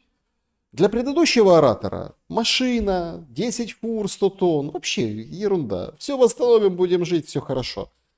То есть, а люди на эту машину собирали деньги, пытались ее купить, поменять, улучшить, или там, не знаю, хотя бы просто, может, первая машина, может, досталась от кого-то, взрослых, да, может, там. Ну, то есть, а вот он, его Бог отвел. Ну, опять-таки, ходит он среди промки, среди какого-то, скажем так, ну, нежилого сектора, который подвергается по понятным причинам вот этим ударам. То есть, под землю, рассредоточить. За 4 года, 4-й год война, за 3 года уже можно было научиться. Но мы все равно как бы наступаем на те же грабли. Смотрите, склад с гуманитаркой. Что еще было на этом складе, непонятно. То есть конкретно даже по формату, да, куда летит, сейчас летит, получается, везде, что может называться промышленным объектом и даже гипотетически может называться каким-то, где кто-то что-то может собирать. А собирать может везде, на всех гаражах, на всех там кооперативах. Поэтому это очень тяжелый этап войны. И он только начинается. Потому что ракета, вынесшая полностью эту линию, погрузчики, это там, не знаю, тысячи, сотни тысяч долларов. Сотни тысяч долларов. А это означает, что это, в общем, дефицит 1, 2, 3, 5, 10. Удорожание и дефицит. Это война на истощение. По поводу того, что, вот я там упоминал, с какого там брать отчета с 2004 или с 2014, вот эту точку, когда переворачивают мозги в украинцах, очень такой какой-то тяжелый, на самом деле, репортаж вышел на Суспільному, на общественном. Це відео і фотографії надав Суспільному військовий 57-ї окремої мотопіхотної бригади Руслан. Розповів, їх він отримав від військовослужбовців бригади. Зі слів То есть, значит, у нас тут Крапивницкий, по-моему, да, Крапивницкий, военнослужащий Руслан передал кадры журналистам. Суспільные, они же честные. Они говорят, ну, он передал вот так. Вот, пожалуйста. Издеваются, да, со своим побратимом. Ползи туда-назад. Это вот разукрашенная спина. Ну, почему я говорю разукрашенная, чтобы не было там, может, ну, ужасные на самом деле кадры. Руслана побиття у бригаді за наказом командування відбувались з травня 2004 року по січень 2025. С мая 2004 года до января 25. Я несколько раз переслушал этот момент. Я вот думал, подождите, какой 2004? Может, все-таки 24-го? Військовослужбовців бригади. Зі слів Руслана, побиття у бригаді за наказом командування відбувались з травня 2004 року по С мая 2004 года. січень 2025.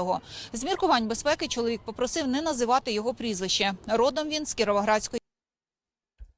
Ну, то есть, при Ющенко начали бить в 57-й бригаде. А была она вообще-то 57-я бригада. Ну, наверное, журналистка ошиблась. Но, тем не менее, там, знаете, ошибка не ошибка, но вот вы понимаете, в какой атмосфере приходится служить. И когда нам показывают, это же не российское ИПСО. Я, может, вы видели, но я у себя не ставил это, потому что действительно такая очень тяжелейшая история. Драма просто, когда бросают в яму, заставляют там копать, издеваются, вот это все. Ну, потом, правда, как бы все сказали, что это бред и ПСО, этого нет в украинской армии. Это все враги, разлагают атмосферу и дисциплину. А потом, правда, ДБР открывает дела и начинает там как-то какое-то расследование, кого-то где-то допрашивает, кого-то где-то, ну, шибко, чтобы наказали, мы не видели, но сам как бы на фейк дела не открывают. Откровенный фейк. То есть кадры получаются правильные, просто, может, мы как-то не так поняли. Может, это правда, знаете, вот это взяли там фломастерами, порисовали ему спину и говорит, ползи туда-назад, туда-назад. Ой, весело. Ну а что, у солдата должен быть как бы свой какой-то промежуток времени, чтобы отдохнуть. Да? Ползи туда-сюда, туда-сюда. Это у них такой Хэллоуин они праздновали. Вообще, конечно, дичь какая-то происходит. Дичь, и эта дичь вылазит вот так порционно наружу. На фоне засранных мозгов по поводу русского языка мы видим, вот, пожалуйста, командиры это приветствуют. Говорят, дисциплина там все, и находят там оправдание. То есть они, командиры, пока приказывают другим командирам, вот так сказать, ну, солдата, да, вот, приучать к военной жизни. Вот так как бы дисциплину. Дисциплину вот так руководить. Сегодня тоже прошел обмен. 4812 человек передали уже Украине. Сегодня это 1200. Причем примечательно, что Украина не передала ни одного тела. Ни одного. Вот уже который раз подряд. Соответственно, мы делаем вывод, что это никакой не обмен, когда говорил Умеров 6000 на 6000. Да? А это конкретная акция гуманитарная со стороны Российской Федерации вернуть, чтобы для погребения по-человечески похоронить людей.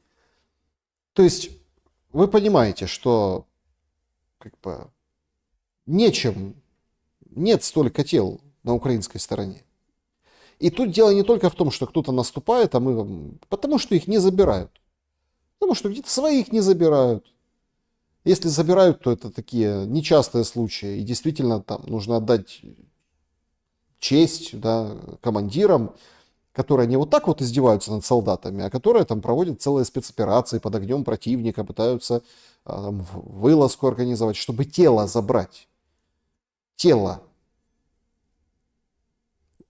А тут дело в том, что это единичные случаи.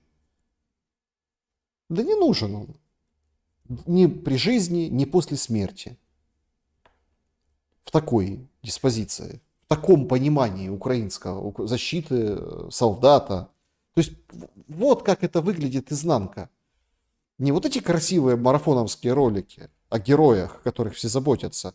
И после смерти там, дети героев. Вот сегодня День отца, Зеленский запилил ролик такой, что вот смотрите, там, да, если вы даже или в плену, или погибли, все равно ваши дети будут там вашим продолжением. Продолжением чего? Вот этого идиотизма, который надо заканчивать. Город Изяслав. В ТЦК в 5 утра ехали пьяные, немного не вписались, и упал бус в кювет. Значит, ТЦК это все показали, да, то есть в общем, это все опровергают, говорят, это не мы. А почему не мы? А потому что у нас нет такого буса на балансе. А тут все так начинают разводить руками, подождите, а какой у вас, на каком балансе бус? И опять я с подписчиками в телеграм-канале Шелли своими спорил, достаточно так жестко спорил, говорил, подождите, так это бусы гуманитарные. Это просто, они там на каких-то непонятных номерах, нет там никаких страховок, ничего на них нет. Ремонтируется, просто подъезжается, масло меняется, потому что солдатам, чтобы СТО жило хоть как-то, да, быстренько там ТЦКшникам поменяли, все там сделали, на ход поставили, они там едут. Они их не берегут, они с ними бог знает как обращаются. Потому что нет на балансе ТЦК вот этого буса. Оно передано кем-то, когда-то, кому-то через общественную организацию. Конечно, нет у этого ТЦК конкретного, вот этого конкретного буса и не было никогда. Большинство из них ездит просто бог знает на чем, даже на легковушках каких-то непонятных. А подписчики спорили, нет, у нас там страховка, у нас там все должно быть на учете. Угу. Ну вот поэтому бус перевернулся, ехали собственно, ехали пьяные и, ну, вот так вот. Вот такая история. Потому что бардак. Но, тем не менее, как ни крути, есть все-таки места, где в Украине порядок. Порядок, что называется, как часы, по расписанию. Очень потужный ролик сняли про Укрзалізницю. Сегодня распространили это видео, тоже с удовольствием с вами поделюсь. Укрзалізниця приємно дивує. А ви знали, що на Київському вокзалі є зона відпочинку лаунж, де можна прийняти душ після поїзда? Зараз все вам детально покажу. Так, ну покажи нам, давай. Значит, Киевский вокзал, зона лаунж. Представляете? Можна скупатися, душ прийняти. Зона відпочинку дуже сучасна. Сюди можна потрапити, якщо у вас є преміальна карта від банку, або за 240 гривень на годину. 240 гривен в час. Ну вот как-то так. 240 гривен в час, вот, пожалуйста, этот лаунж в твоем распоряжении. Попереду в Києві у мене був насичений день, тому потрібно було прийняти душ і перевдягнутись. Душова ідеально чиста, як в готелі. Навіть є нові рушники. То есть даже, мне так интересно, даже есть новые полотенца. Это понятно, за 240 гривен в час даже полотенца дали. Одноразові тапочки йдуть приємним бонусом. Прийняти душ можна за 120 гривень або безкоштовно. Это, кстати, я так и не понял. Это как-то так по-украински, да? Можно принять душ за 120 гривен или бесплатно. Ну, тут надо определиться. Или. Но 240 гривен в час стоит вообще там находиться. І ось я вже готова підкоряти столицю. Тут також можна і поснідати. Я вражена сервісом і якістю побаченого. Укрзалізниця, дякую вам. Да, вот видите, как у нас хорошо все. А это все, те, кто говорит, что это все жлобье, не слушайте их. Вообще у нас все хорошо. Нужно вот к этому всему относиться с позитивом. Ну, какое-то такое позитивное мышление должно быть. Вот, например, как у этого спикера спросили, ну, проблемы же куча Украины. Так какие тебе проблемы? ТЦК замучила. Там дефициты, бьют по предприятиям, производство невозможно восстановить. Склады горят. Экономике трындец. Тут смотри, как хорошо. В Киевском вокзале можно за денежку помыться. Еще и там сырников дадут. Вообще, как ты готов покорять столицу. Да, вот точно так же вот этот спикер тоже говорит, проблема, это все вообще ерунда, а не проблема. Проблема в другом, надо просто людям правду сказать о том, что никто пенсии не получит в Украине скоро. Никто. Ни один человек. И причем нужно это говорить весело, нужно это говорить с улыбкой, добродушно. И тогда тебя точно и точно послушают. Що тебе найбільше втомило пояснювати знов і знов? Что тебя самым большим образом утомило? Объяснять опять и опять. Пенсії не буде. Что пенсии не будет? Смешно! Это же класс! Не будет пенсии! Зачем тебе эти предрассудки? Зачем эти все выплаты? Пенсия, да кому она нужна? Зачем нам пенсия? Зачем нам государство? В Укрзалізниці пойди помойся за 120 гривен. А, нет у тебя пенсии? Не хватает на это? Ну что ж, извини, тогда помойся в колонке, да? Пожалуйста. Тому що люди досі чомусь чекають чуда. Правда. Вони кажуть, ну а чому ми сплачуємо податки, а чому то, чому сьо, а держава розворувала. Люди просто банально не розуміють, чому її не буде. Що... Так, значит, люди вообще какие-то странные существа. Говорят, мы платим налоги, мы даем там эти сборы платим, мы еще что-то. Говорят, в смысле не будет пенсии? Вы чего там, вообще с дубу рухнули? Мы содержим это государство, этих всех Малюков, Будановых, которые, и фамилиями которых Черешню называют, потому что Чкаловым нельзя. Мы это все содержим, мы вот этому Кремнию этому платим за его акции, полиции этой, которая там на сердючку протокол составляет за то, что она на русском языке пела песни свои, собой написанные там годами, десятилетиями. Мы это все платим, в смысле пенсии не будет. Тут проблема не в державі, проблема не в Україні, проблема не в податках, а проблема просто в демографії, що просто нема кому буде сплачувати її. Класс. Это не... Государство не виновато. Государство не виновато. Проблема просто в том, что некому будет платить. Демография. Демографии проблемы. Ну, так получилось. Не рождаются украинцы, поэтому не нарожали украинцы украинцев. Ну и не ждите пенсий. Государство ни при чем. Вы понимаете, какой уровень экспертизы? Вы понимаете, как дуют в уши? Потому что мы сначала должны исключить, вычеркнуть Амосова, там, Лобановского. Интересно, что б Лобановский этому мальчику сказал, который Селезневу там за русский язык замечание сделал? Тиктокеру этому. А Лобановский, как бы я знаю, да, он так крепко мог приложиться, так что мало не покажется. Лобановский. Таким. Он на каком языке этого мальчика вымандил и обматерил? 100% из 100. Понятно, на каком. То есть сначала нас вычеркивают вот этих всех людей, а потом сидят такие в подкастах. Ой, блин, я устал объяснять, что ха-ха-ха, пенсии не будет. Ха-ха-ха. И как не будет? Мы же всю жизнь работаем, платим, налоги отчисляем. Ха-ха-ха, не будет пенсии. Кукиш тебе. Почему? Украинцы не рождаются. Ну уж не рожайте украинцев. Ну и все. Кто вам будет? До свидания. А почему они не рождаются? А простроить логическую цепочку на 3-4, хотя бы 3-4 клеточки там, или шага вперед. Не надо вот это там стратегирование, а хотя бы вот на несколько логически мысли. Даже не то, что там стратегию выписать с подпунктами, что делать, какие решения принимать, а мысли хоть какую-то довести логического завершения не надо. ТикТок. Поколение ТикТок. Все, пенсии не будет, демографии нет. Государство не виновато. Просто нет. Просто жуй эту жвачку. А подумать, а что твое государство сделало, чтобы демография была, чтобы... А вообще государство... Понимаете, мы придем к тому, что нам скажут, а государство тебе ничего не должно. Ничего. Ты должен государству. Ты должен идти в бусик, ты должен еще куда-то. Там налоги платить дурацкие, там налог на воздух должен платить. Пожалуйста. А тебе пенсия... Пошел вон, холоп. Вот мы, понимаете, отвыкли думать о таких вот вещах, да, таких более умозрительных, потому что, ну, о таких вещах имеется в виду более таких понятных, предметных, конкретных, потому что нам забивают баки и делают это профессионально. В квартале 95. Юмор у них. Смешно им. Но даже с юмором не сложилось.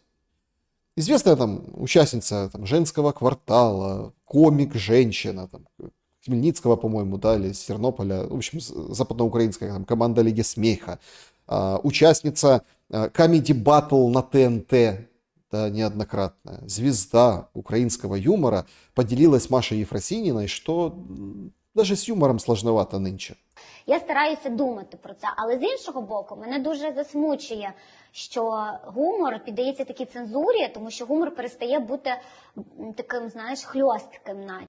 Значит, юмор в Украине, это как бы, не то, что перевожу, да, вот акцентирую, что юмор в Украине подвергается жесткой цензуре. Он не может, а если юмор под цензурой, он становится таким, ну, жестким, да, ну, не таким хлестким. То есть все, как бы это ерунда. И тут меня посетила мысль, слушайте, а где-то же, о чем-то же, вот где-то это же было. Я вспомнил, в КВН это было. То есть КВН это система, ну, там, цензурирования, редактирования, в том числе юмора, вот этих вот молодых, талантливых. И Зеленский у себя сделал тоже КВН. Потому что формат Лига Смеха это как бы КВН только сбоку. Ну, для Украины под украинцев. Он увидел, как работает КВН изнутри. Он же там, он вместо Чевурина, там, он Чевурина позвал в Лигу Смеха. Чевурин, харьковский КВНщик, который долго был редактором КВН московского. Он полностью воссоздал эту структуру КВН. Ну, сделал немножко современнее, там где-то по-другому конкурсы. Короче, суть одна и та же. Тоже жюри, типа эти судьи, лица известные, сцена, там молодые команды, не очень молодые, поют, танцуют, борются за главный приз, ну там в данном случае денежный, ну там осовремененная история. То есть он посмотрел на Маслякова, ушедшего, уже умершего, взял его структуру, империю и вот свое как бы налепил. И у него получилось. И там появились вот это Сапунару, это юмористка и все остальные. То есть там уже от этого уже пляшет своя инфраструктура. Только там есть проблема. Если в КВН, условно, бывшие КВНщики, им есть куда податься и где себя применить, имеется в виду в следующих проектах, там, ну, там, «Квартал», я украинскую имею в виду, Ну, в Украине нет такого раздолья. И каналов столько нет, да, то есть заточенных, и проектов столько нет для всех КВНщиков. Поэтому такая КВН в миниатюре. Так он и государство так строит. Система цензурирования и система КВН. Гострим, да. Колись квартал за це дуже цінували, тому що вони так гостро собі дуже дозволяли жартувати, да? І це така сатира була на сьогодення. Ну, цих коміків зараз наче лишають зубів, знаєш, вони не можуть так... Комики без зубов. То есть, она не понимает, что она говорит. Но она говорит, что когда-то вот очень любили и уважали «Квартал 95» за то, что они как дали, как вжарили. А сейчас, говорит, этого нет. Юмор цензурируется. Комики без зубов. Тапнути смішно. Тим паче, що коли ми жартуємо, ми ж беремо якісь Актуальні гострі теми. пороки суспільства, правильно? Це є, це не те, що хтось придумує. Чому про це не можна говорити, якщо воно існує в суспільстві? Ну, потому что нельзя об этом говорить, если оно существует в обществе. То есть даже соратницы по цеху говорят, что тут не то с юмористом во главе страны. Кварталу не разрешают шутить. А что, посмотрите, как лихо лысый шутит. Его политику комментируют. Кружочки своим кружочком записывают. Понимаете? Цензура. Нельзя. Нельзя. Вот в таком построении государства мы с вами находимся. Сначала мы копируем КВН, придумываем Лигу смеха, но оно не едет, потому что нет будущего у этих прошлых КВНщиков. Там, да? Камеди не зашел в Украине. И опять-таки Камеди это было там, с россиянами сделана вместе история. То есть там история Камеди. То есть не получится. Вот большое и маленькое, оно все не будет отражаться. Ну, что-то большое в маленьком зеркале не будет отражаться полностью. А логику, модели Зеленский перенял и вот это вот сейчас строит. И сейчас строит, получается, такое же государство. Ведь нам уже как шутят. Вот нельзя шутить про Путина. Да почему? Шутили про Путина. Ну там как-то остро, грубо нельзя. Ну хорошо, а в Украине сейчас можно? Вот есть там блогер Назарчик.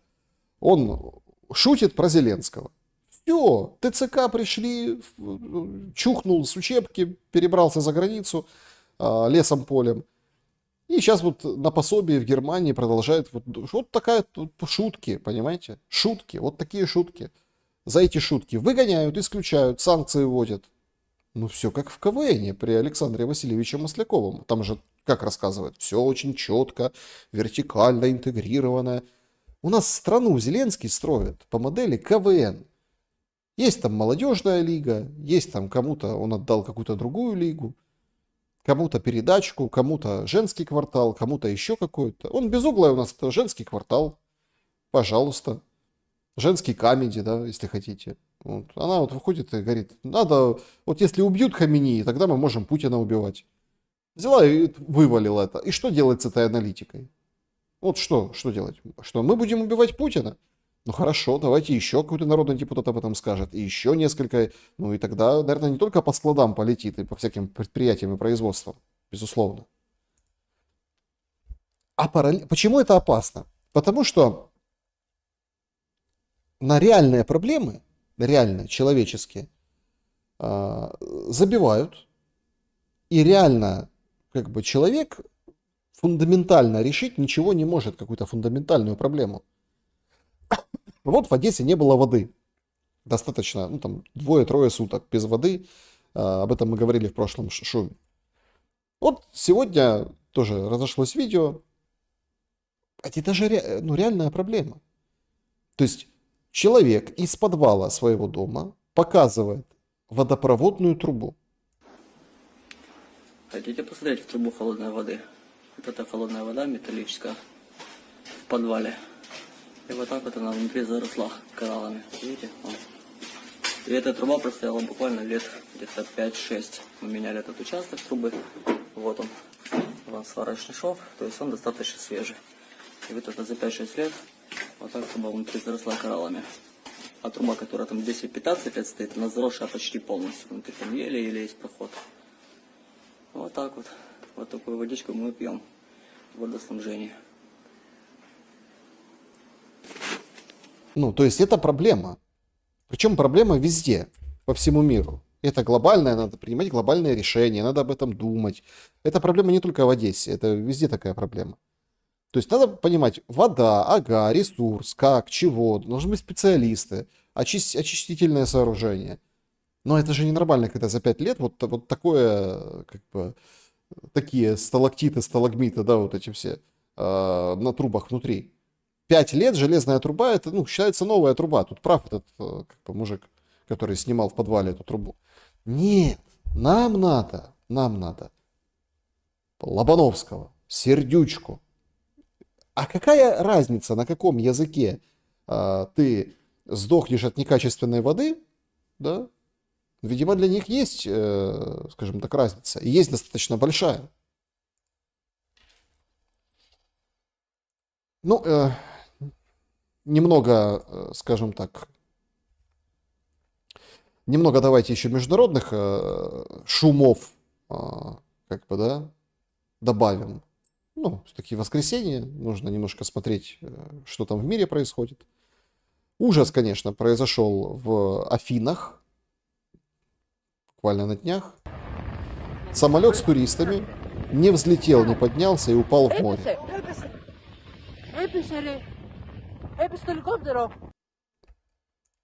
Ну, это было на юге Афин, загрузили человек 8 туристов, и, собственно, вот это вот он пытается взлететь, и не получается. У него просто с разных ракурсов снято одно и то же видео.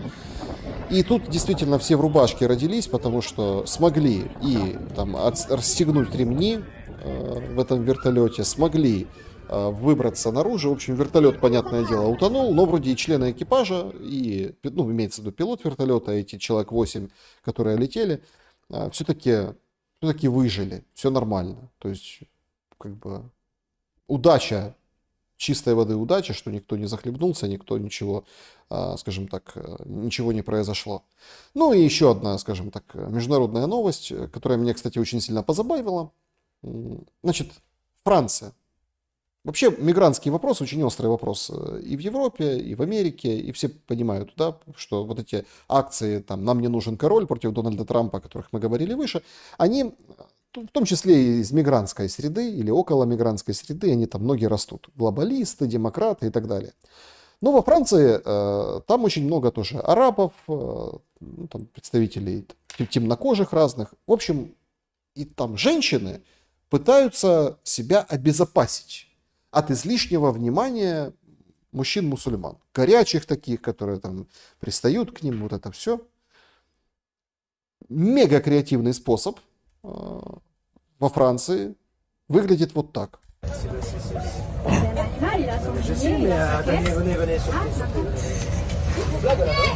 То есть вы видите, электричка и женщина, они себе заводят свинюшек. Ну, это какая-то крупная свинюшка, они есть мини-пиг, есть поменьше. И вот так на поводке с ним, как с этой самой, как шарахаются, как черт от ладана мусульмане, и к девкам не пристают, к женщинам, вот и все. То, что они там, там туда-сюда, красотка, давай, там, ля-ля-ля, то есть. И вот это вот белые европейки сейчас во Франции, да, вот так вот пытаются в общественном транспорте, когда едут там на электричках, там где-то еще на поездах, там на каких-то, ну, с домашним животным. Вот с домашним животным не пристают, а так могут пристать, да, или там, ну, не знаю, насколько там по-разному, всякие есть случаи. Не хочется ни трэша нагонять, ни, скажем так, говорить, что это все ерунда, там поприставали и все, конечно, приятного мало для девушек, когда на нее там, они же группами еще там, давай, так сказать, ну, скажем так, ну, не то, что домогаться, ну, в общем, оказывать излишнее внимание, давайте так, очень посредственно скажем. И вот в Европе придумали, как с этим бороться. Вот таким девушкам не оказывают излишнего внимания. Я вот просто удивлен, знаете, это же как достать надо было женщину, как достать, чтобы она себе вместо вот этой дама с собачкой, дама с свинюшкой стала, чтобы вот эти все темноглазые и такие длиннобородые разные мигранты, их выходцы не лезли, да, к тебе. То есть вот теперь со свиньей надо ходить. Вот в таких реалиях, собственно, живет Европа. Ну и, конечно, вовсю несется лето. Тоже парадокс. Вот все говорят, некому воевать, нет еще чего-то. Да народу полно, все хорошо. В Киеве, вот, например, все вылетели к Днепру на пляже. Яка тут двіжуха? Йохане бопай. Офігеть, як будто, знаєте, зараз не початок червня, а як будто зараз вже чи липень, чи навіть серпень місяць. Дивіться, скільки народу. Тут прокат САПів, тут знизу сапіс. Значит, не прокат САПов, а прокат САПов. Ну, вот эти лодки. Прокат САПов, он говорит. Випливають. Ну, вот они тут плывут, и там куча есть видео, действительно, куча мужиков, куча всех. Все хорошо в стране, видите, как в Киеве, по крайней мере, видите, держится вот эта картинка, что все в порядке. А вот он удивляется, куда можно поехать отдохнуть? Куда? В Одессу поехать? От своих военкомов поехать к чужим военкомам? Или куда? Или за границу, да? Не, ну там женщины, дети, те, кто можно, они выезжают, конечно, если есть такая возможность. Или есть возможность куда-то поехать, всем заплатить. То есть, понимаете, в чем дело? Вот и выходят люди к Днепру, купаются, вот и выходят, вот и там пытаются хоть как-то почувствовать лето. Да? Это, помните эту известную шутку, да, известную эту историю? Как ты провел лето? Да? Взглядом провел лето. Как-то так. Значит, иранские ракеты попали в район аэропорта Бен-Гурион в Тель-Авиве. Это Тасним утверждает, собственно. И агентство Тасним утверждает, публикуется видео горящего аэропорта. Это из новостей, которые прямо сейчас. Израиль, в свою очередь, нанес по одному из зданий Министерства иностранных дел Ирана свой удар. В общем, война продолжается и в вечернее время. И, скажем так, в этом случае тоже. Значит, что еще из новостей? Тут как бы вывеска в одном из кафе, да? То есть кафе у дороги, вот вы видите. Сотрудников ТЦК не обслуживаем. Одесская область. Ну, вот как-то так. Вот об отношении людей. Ну и, конечно, Хайфа, Тель-Авив, Иерусалим. В общем, война продолжается на Ближнем Востоке. И, безусловно, тут... Биби Нетаньяху, в общем, это все сопровождается разными такими пропагандистскими выпадами о том, что Израиль спасет весь мир от Ирана. Ну, стандартная практика. Украина защитит всю Европу от России. Ну, то есть... Очень похожие элементы и пропаганды, и всего. Договариваться о мире, договариваться о каком-то разрешении вопроса, как вы видите, никто не хочет и не желает. Вот Марина Колоката спрашивает, почему нет ТЦК на пляже. Ну вот потому что нет, понимаете? Вот Валентина Радченко говорит, сегодняшний шум даже немножко повеселил. Ну, спасибо большое. Хвала Аллаху, хуситам слава, да, может и так быть.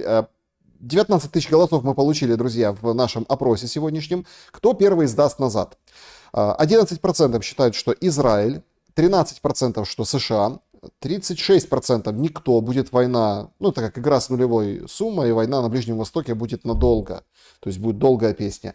Ну и все-таки 40% или как бы никто, или Иран. Ну, то есть, потому что люди видят, какого масштаба удары наносятся по Ирану, поэтому вполне вероятно, поэтому тоже. Значит, дальше мы двигаемся по общению с вами, да, вот, ну, непосредственно уже, так сказать, друг с дружкой. Сегодня, кстати, есть многие люди, которые пишут сообщения в рубрику «Колобок, куда мы катимся», куда мы катимся. Значит, несколько, давайте, ну вот, прочитаем отсюда из предложки, из нашего общения. Рубрика «Нам пишут», «Колобок, куда мы катимся». Значит, Рома Безрук пишет о том, что, значит, что вообще происходит в стране, почему все молчат о том, что последние дни резко количество прибывающих в нашу страну иудеев увеличивается. Знакомый живет на Западной, недалеко от границы, говорит, что это очевидно бросается в глаза. Нас что, действительно подали под новый Израиль? Роман, ну тут сложно как бы тут сказать, не знаю, у меня таких данных нет, что прям много иудеев да, идут к нам, но вполне себе, а чего? Тут нормальное место для иудеев, они все знакомы, Умань, история, то есть западная часть Украины тоже там, и не только западная, миноры же не просто ставили в каждом городе, это же модно было. Ну вот, пожалуйста, где стояла минора, теперь приедут иудеи. А чего? У них там проблемы, война, тяжело. Будут здесь же легче. Значит, Влад пишет. Почему Штаты забирают оружие и ракеты у нас, у партнера, и отправляют на Ближний Восток? А Путин не помогает союзнику Ирану, а свозит в Беларусь и готовит там кулак. Хватит ли собранных сил на два направления? Сувалки и Ривны. Влад, ну смотрите, какая история. Мы не знаем, что Путин поставляет в Иран. Ну, это страшная тайна. Нам об этом не говорят. Потому что, когда начинают говорить о том, куда мы что поставляем, это уже теряется весь смысл.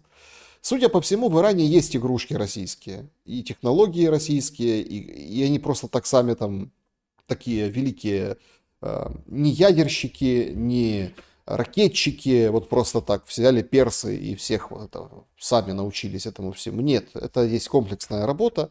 Даже вот эволюция шахедов нам показывает. Сегодня был удар по Елабухе, россияне сообщили о том, что один человек погиб, а украинцы сообщили, что это конкретно было в производство. Так вот, я это почему вспоминаю? Потому что все модернизируется. Модернизируется сообща. В Беларусь свозят, потому что там нет, ну, скажем так, ничего. Ну, технологий таких нет. Ну, понятно, машиностроение какое-никакое, там, тракторостроение, еще что-то. Понятно, есть там какие-то моменты, чего-то собирают, какой-то автомобиль, по-моему, один.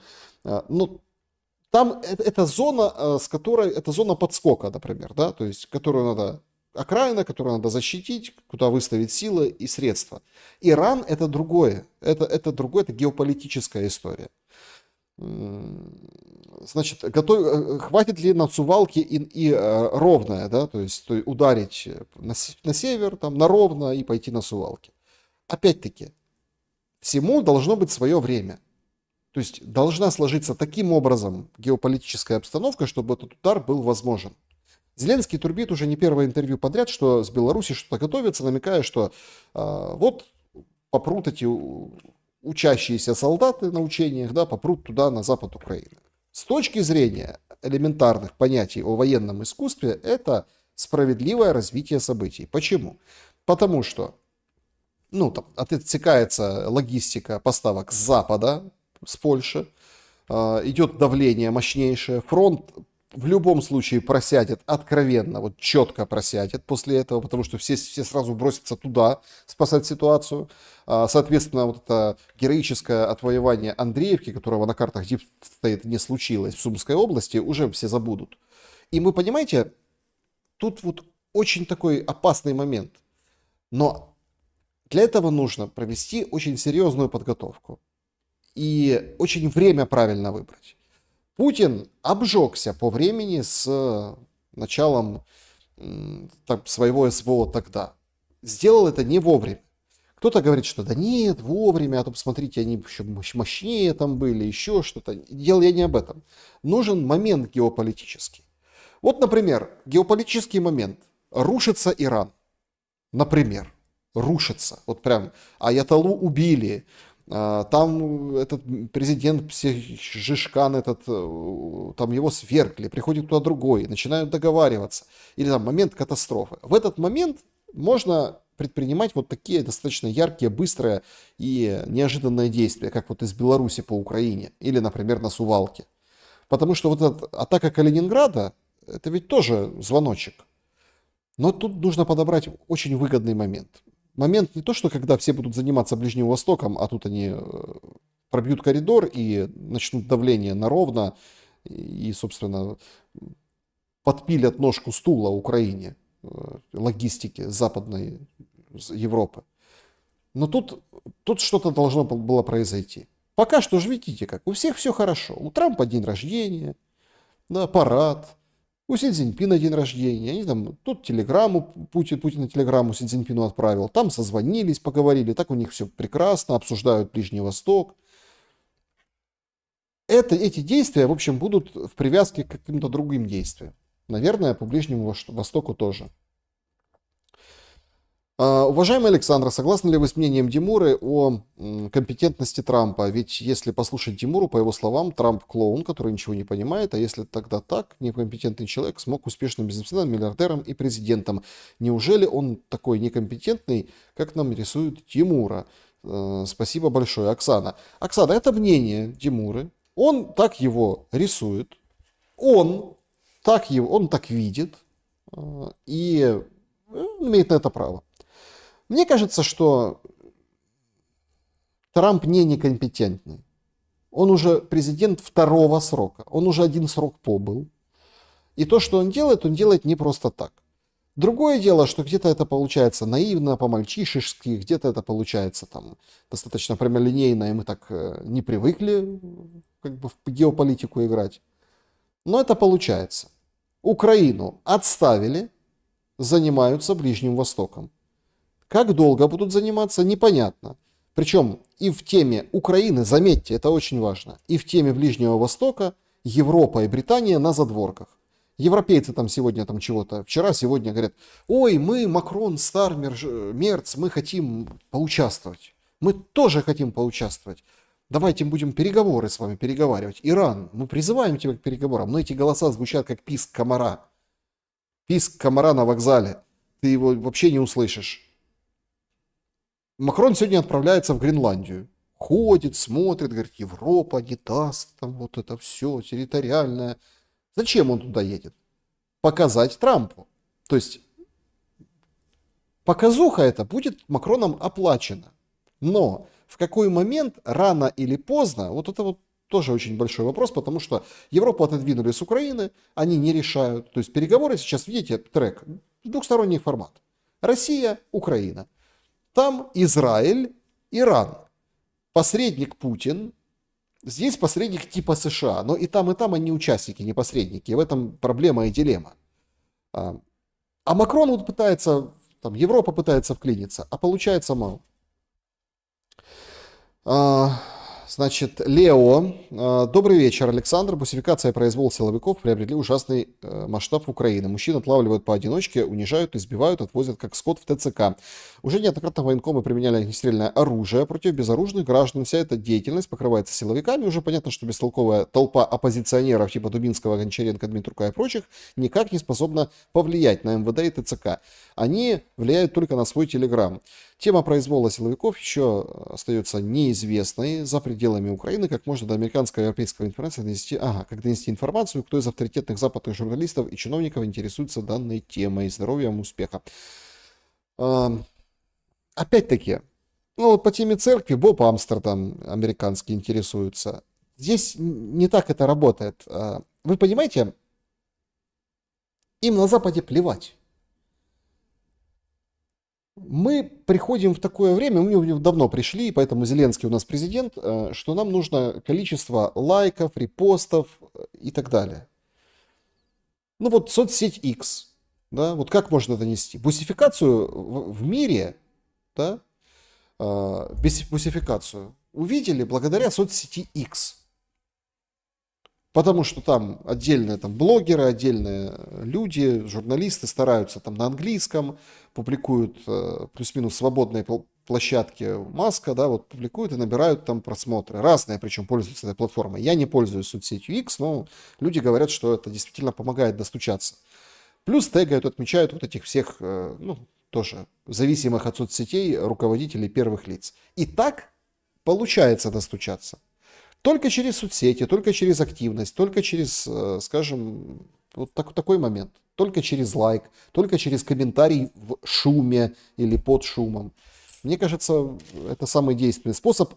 Только через такое глобальное, да, глобальное освещение вот этого всего. Так, переносимся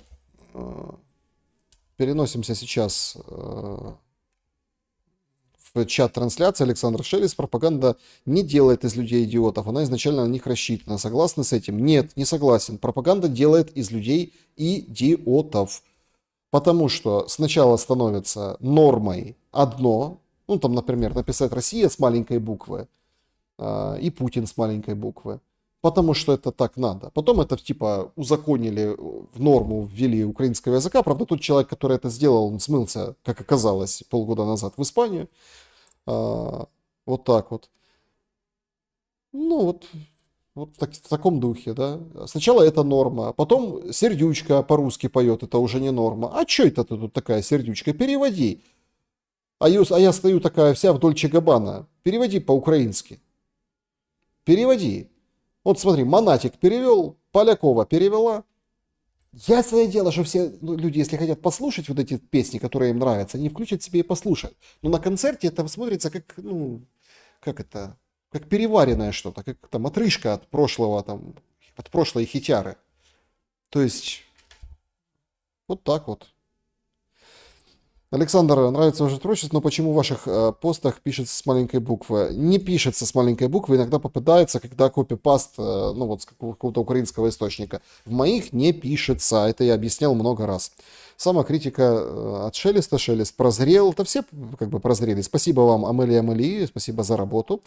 Сердючка не в тренде уже. Ну, смотрите, а какая разница, в тренде, не в тренде? Ну вот, понимаете, в чем дело? Надо идти и заступаться. За Данилка надо заступаться. Да, он там идеологически, где-то он там не прав, где-то он там наговорил, но за него надо заступаться, потому что если мы не будем заступаться, вот так же хотя бы в соцсетях, медийно, ну тогда, значит, это все дальше будет новая норма. Ну вот эту Анну Алхим, заступались же за нее, ну как-то выгребла, криво-косо, ну как-то хоть выгребла. Тоже там начала немножко переобулась, пошла на компромиссы, но тем не менее. Ну, санкции же не ввели, а должны были. Там в тюрьму ж не посадили, а должны были. Данилка маску снял уже? Не снял маску. Данилка это, конечно, тренд с этой маской. Значит, ну, смотрите, ну это тоже такое строение лица. Вот он, когда был ковид, все надевали маску, так приспускали. И ты типа прикрываешь второй подбородок. Он жутко, как бы он сам про себя рассказывал, там, комплексует, стеснительный. И вот это он с масочкой ходит, типа вроде как повод, как бы, да, болеет, не заразится, а сам, ну, вот в таком духе. Ну, это очень мило смотрится и забавно. Все это уже выкупили давно, просто как-то так, ну, улыбаются по этому поводу. Но тем не менее. Ну, тоже человек стесняется, а что? Надо отдать должное. Как думаешь, у Ирана есть шанс победить Израиль? Да, я думаю, есть. Шелест больше за Иран или за Израиль в этом противостоянии? Я, ну как, в моральном плане я за Иран, потому что претензии просто необоснованные. Ну, в том плане, что ты делаешь ядерное оружие, поэтому мы тебя бомбим. Те говорят, я не делаю ядерное оружие, моя ядерная программа мирная. Давай пригоним всех специалистов мира, пускай они стоят возле каждой центрифуги, возле каждого входа в любой этот самый, и ты поймешь, что это мирное. Но нет, начинают войну. То есть этот вопрос не решается войной, он решается переговорами. Угрозы Ирана миру глобально я не вижу. Но через Израиль США, ну вот, воздействуют. Так можно прицепиться к чему угодно. Ну вот к чему угодно. Ну, тоже кто-то скажет, напишет и тоже будет прав. Вот Украина вступит в НАТО, должна была поставить базы, ракеты на своей территории, поэтому мы, россияне, начали на нее нападать. То есть базы эти были, не были. Ну, биолаборатории были, подтвердили это. Это вот есть. А базы нет. Значит, по поводу клуба зрителей, давайте перейдем сюда, в закрытый клуб зрителей, телеграм-канал. Спасибо большое, что подписываетесь, это тоже такая серьезная поддержка и подспорье. Значит, клуб зрителей, вопросы. Ага, здесь не так много комментариев. Как думаете, к чему приведет языковой конфликт в Украине? Я много раз слышал слово «раскол», но что это значит на деле и в реальной жизни для обычного жителя Украины? В реальной жизни для обычного жителя Украины это непосредственно означает только одно. Это означает, что ты будешь, ну, под сапогом, под колпаком прижат государством, обществом. Ты будешь прижат. И ты будешь выполнять то, что надо. Потому что сначала тебе скажут, там, в церковь эту не ходи, на языке там матери не говори, потом вот этот памятник убери, а потом погонят тебя на какую-то вообще непонятную для тебя чуждую условную смерть. Ну, вот это для этого делается. Это как бы, если так глобально посмотреть, где народы это винтики, ну, вот имеется в виду, да, в большом смысле, то это модель управления миром, модель управления людьми. Вот так это выглядит, по крайней мере. Ну, это мое мнение, мне кажется. РФ нарративы не стоит двигать, никто не стоит. Есть шансы у РФ, да, ну тут спорят, есть шанс или нет. База в Очаково, Шелест Саша. База в Очаково предполагалась, она не была запущена, но об этом действительно велись. База в Очакове. Ну, что я могу сказать? Да, Резников ее двигал, говорил, что кирпичики украинские, а там, значит, войска британские, нужно было каким-то образом, чтобы там были. Я согласен, да. База в Очакове, биолаборатории, которые оказались, были в Мариуполе, в Харькове, то есть, да, в этом, и это открытая уже информация. Просто об этом никто не говорит, это ж, мол, русские врали, русские вранье говорили, это не бензя с боевыми комарами, там, ха-ха-ха. А потом американцы, когда пришли к власти, там, рассекретили, узнали.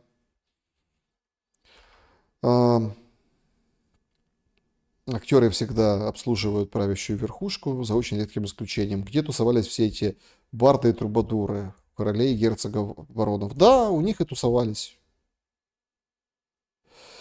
Ага, Шелест лепит из говня фуру, пулю. Ну, дело такое. Добра вам и света. Вот. Добра и света.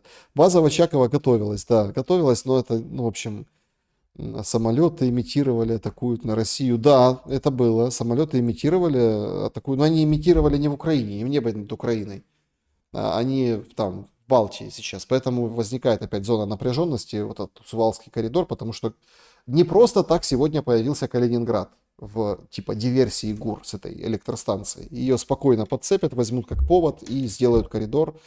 Ну, это так, знаете, такой очень такой маленький штрих ко всему портрету.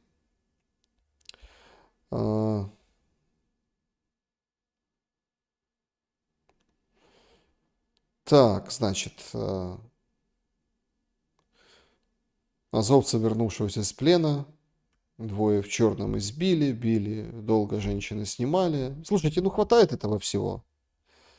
Хватает. На самом деле. Саша, не забывай переводить видосы, пожалуйста. Вы вы что имеете в виду? Переводить на что? Немножко не понял я. Переводить. Александр, с вами слушаем. Спасибо большое.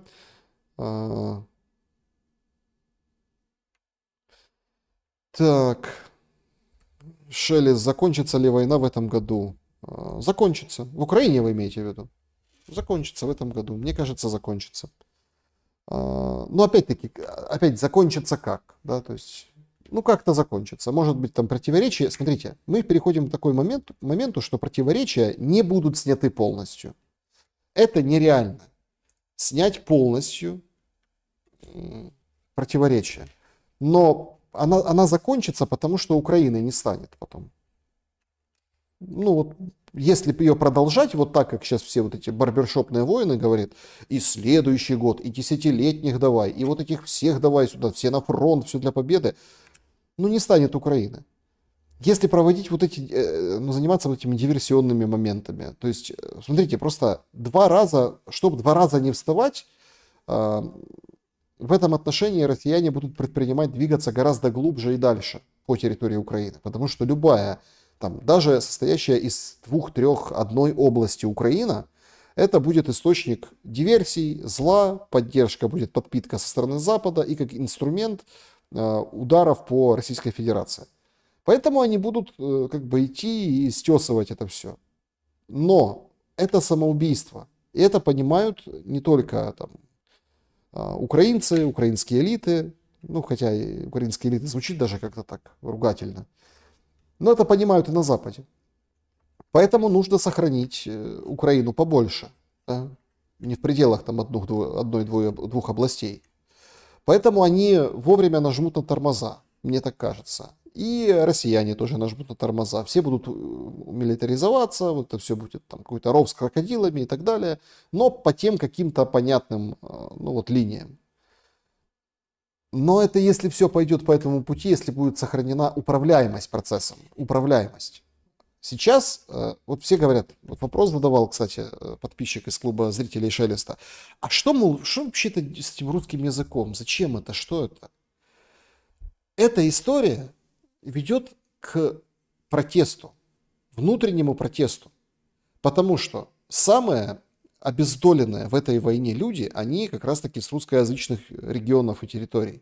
У этих людей убило там, родственников, у этих людей взорваны дома, у этих людей отнята возможность сходить на могилу, например, к родному человеку. У этих людей они пострадали самым большим образом, и их еще вдогонку ломают на идеологическом языковом уровне. Это не закончится ничем другим, как, скажем так, протестом. Это не плюс поколенческий разрыв. Но поколенческий там тоже сложно.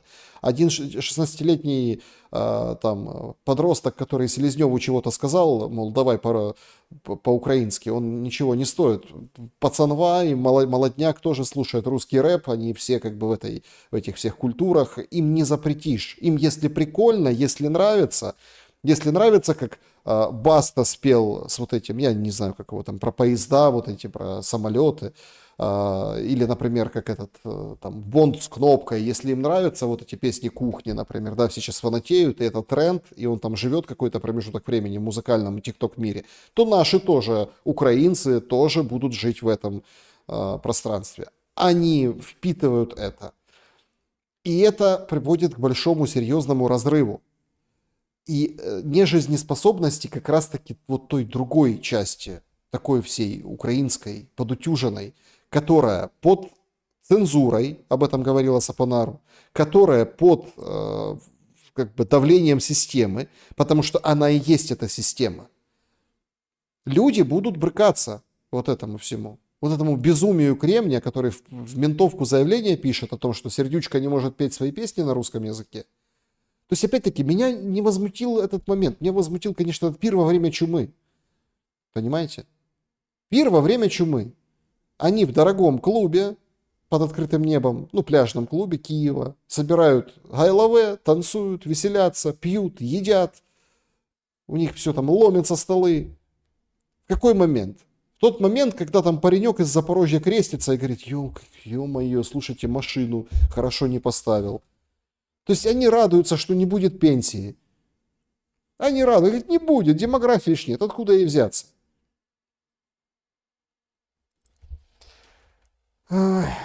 Так, позовите Шевченко в эфир.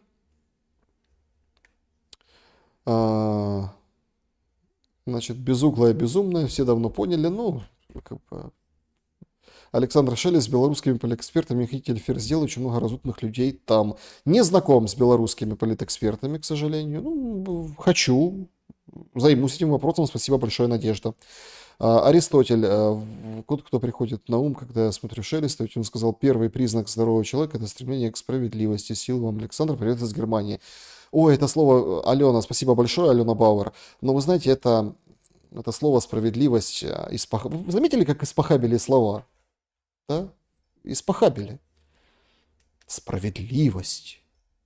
Несправедливо убивать человека и пускать в его квартиру снаряд. Несправедливо. Вот хоть что вы делаете, в этом нельзя откопать справедливость. И напишите мне, что я не прав. Потому что в этом квартире этого там хусита-милиционера или этого ядерщика или этого там, не знаю, там ксировца или еще кого-то, там же он же, наверное, не один там сидит в этой квартире. Там, наверное, какая-то семья, какие-то детки, какие-то люди рядом живут, да, в соседних квартирах. Несправедливо. То есть, это вот выводится в ранг какой-то новой справедливости. Справедливость относительно, да, действительно.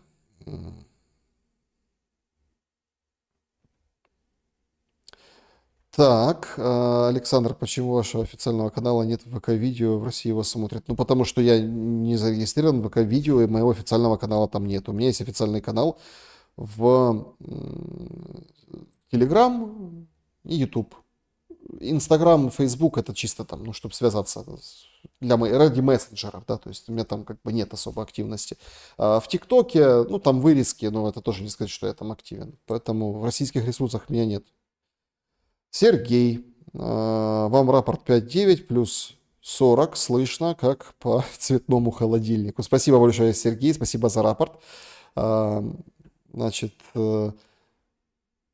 да-да-да, еврею можно все, написано в Торе. Ну, смотрите, всем можно все, и везде это все пишут.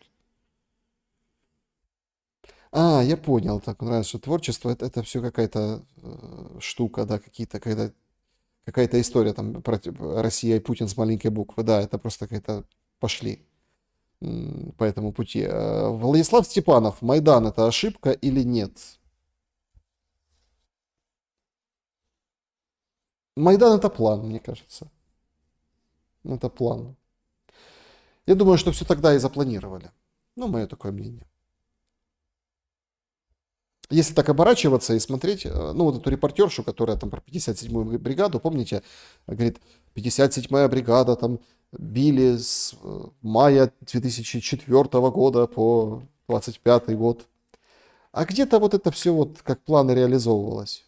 Все-таки это не конспирология, это не какой-то лютый трэш, это действительно работа синктенков, это работа надправительственных организаций или подправительственных, не зависящих от политики, элементов стратегирования. Майдан это была стратегия. Нас одурачили этим Майданом и втянули в войну. Сейчас вот Молдова, ее сейчас одурачили вот этим всем и тоже втянут в войну. В Грузии получилось, ну там не до конца, но в общем там немножко посопротивлялись. Просто, опять-таки, тут важен момент. Нужен момент. И мир, вот вы спрашиваете много, когда будет мир? Мир будет в моменте. Вот когда сойдется время и место.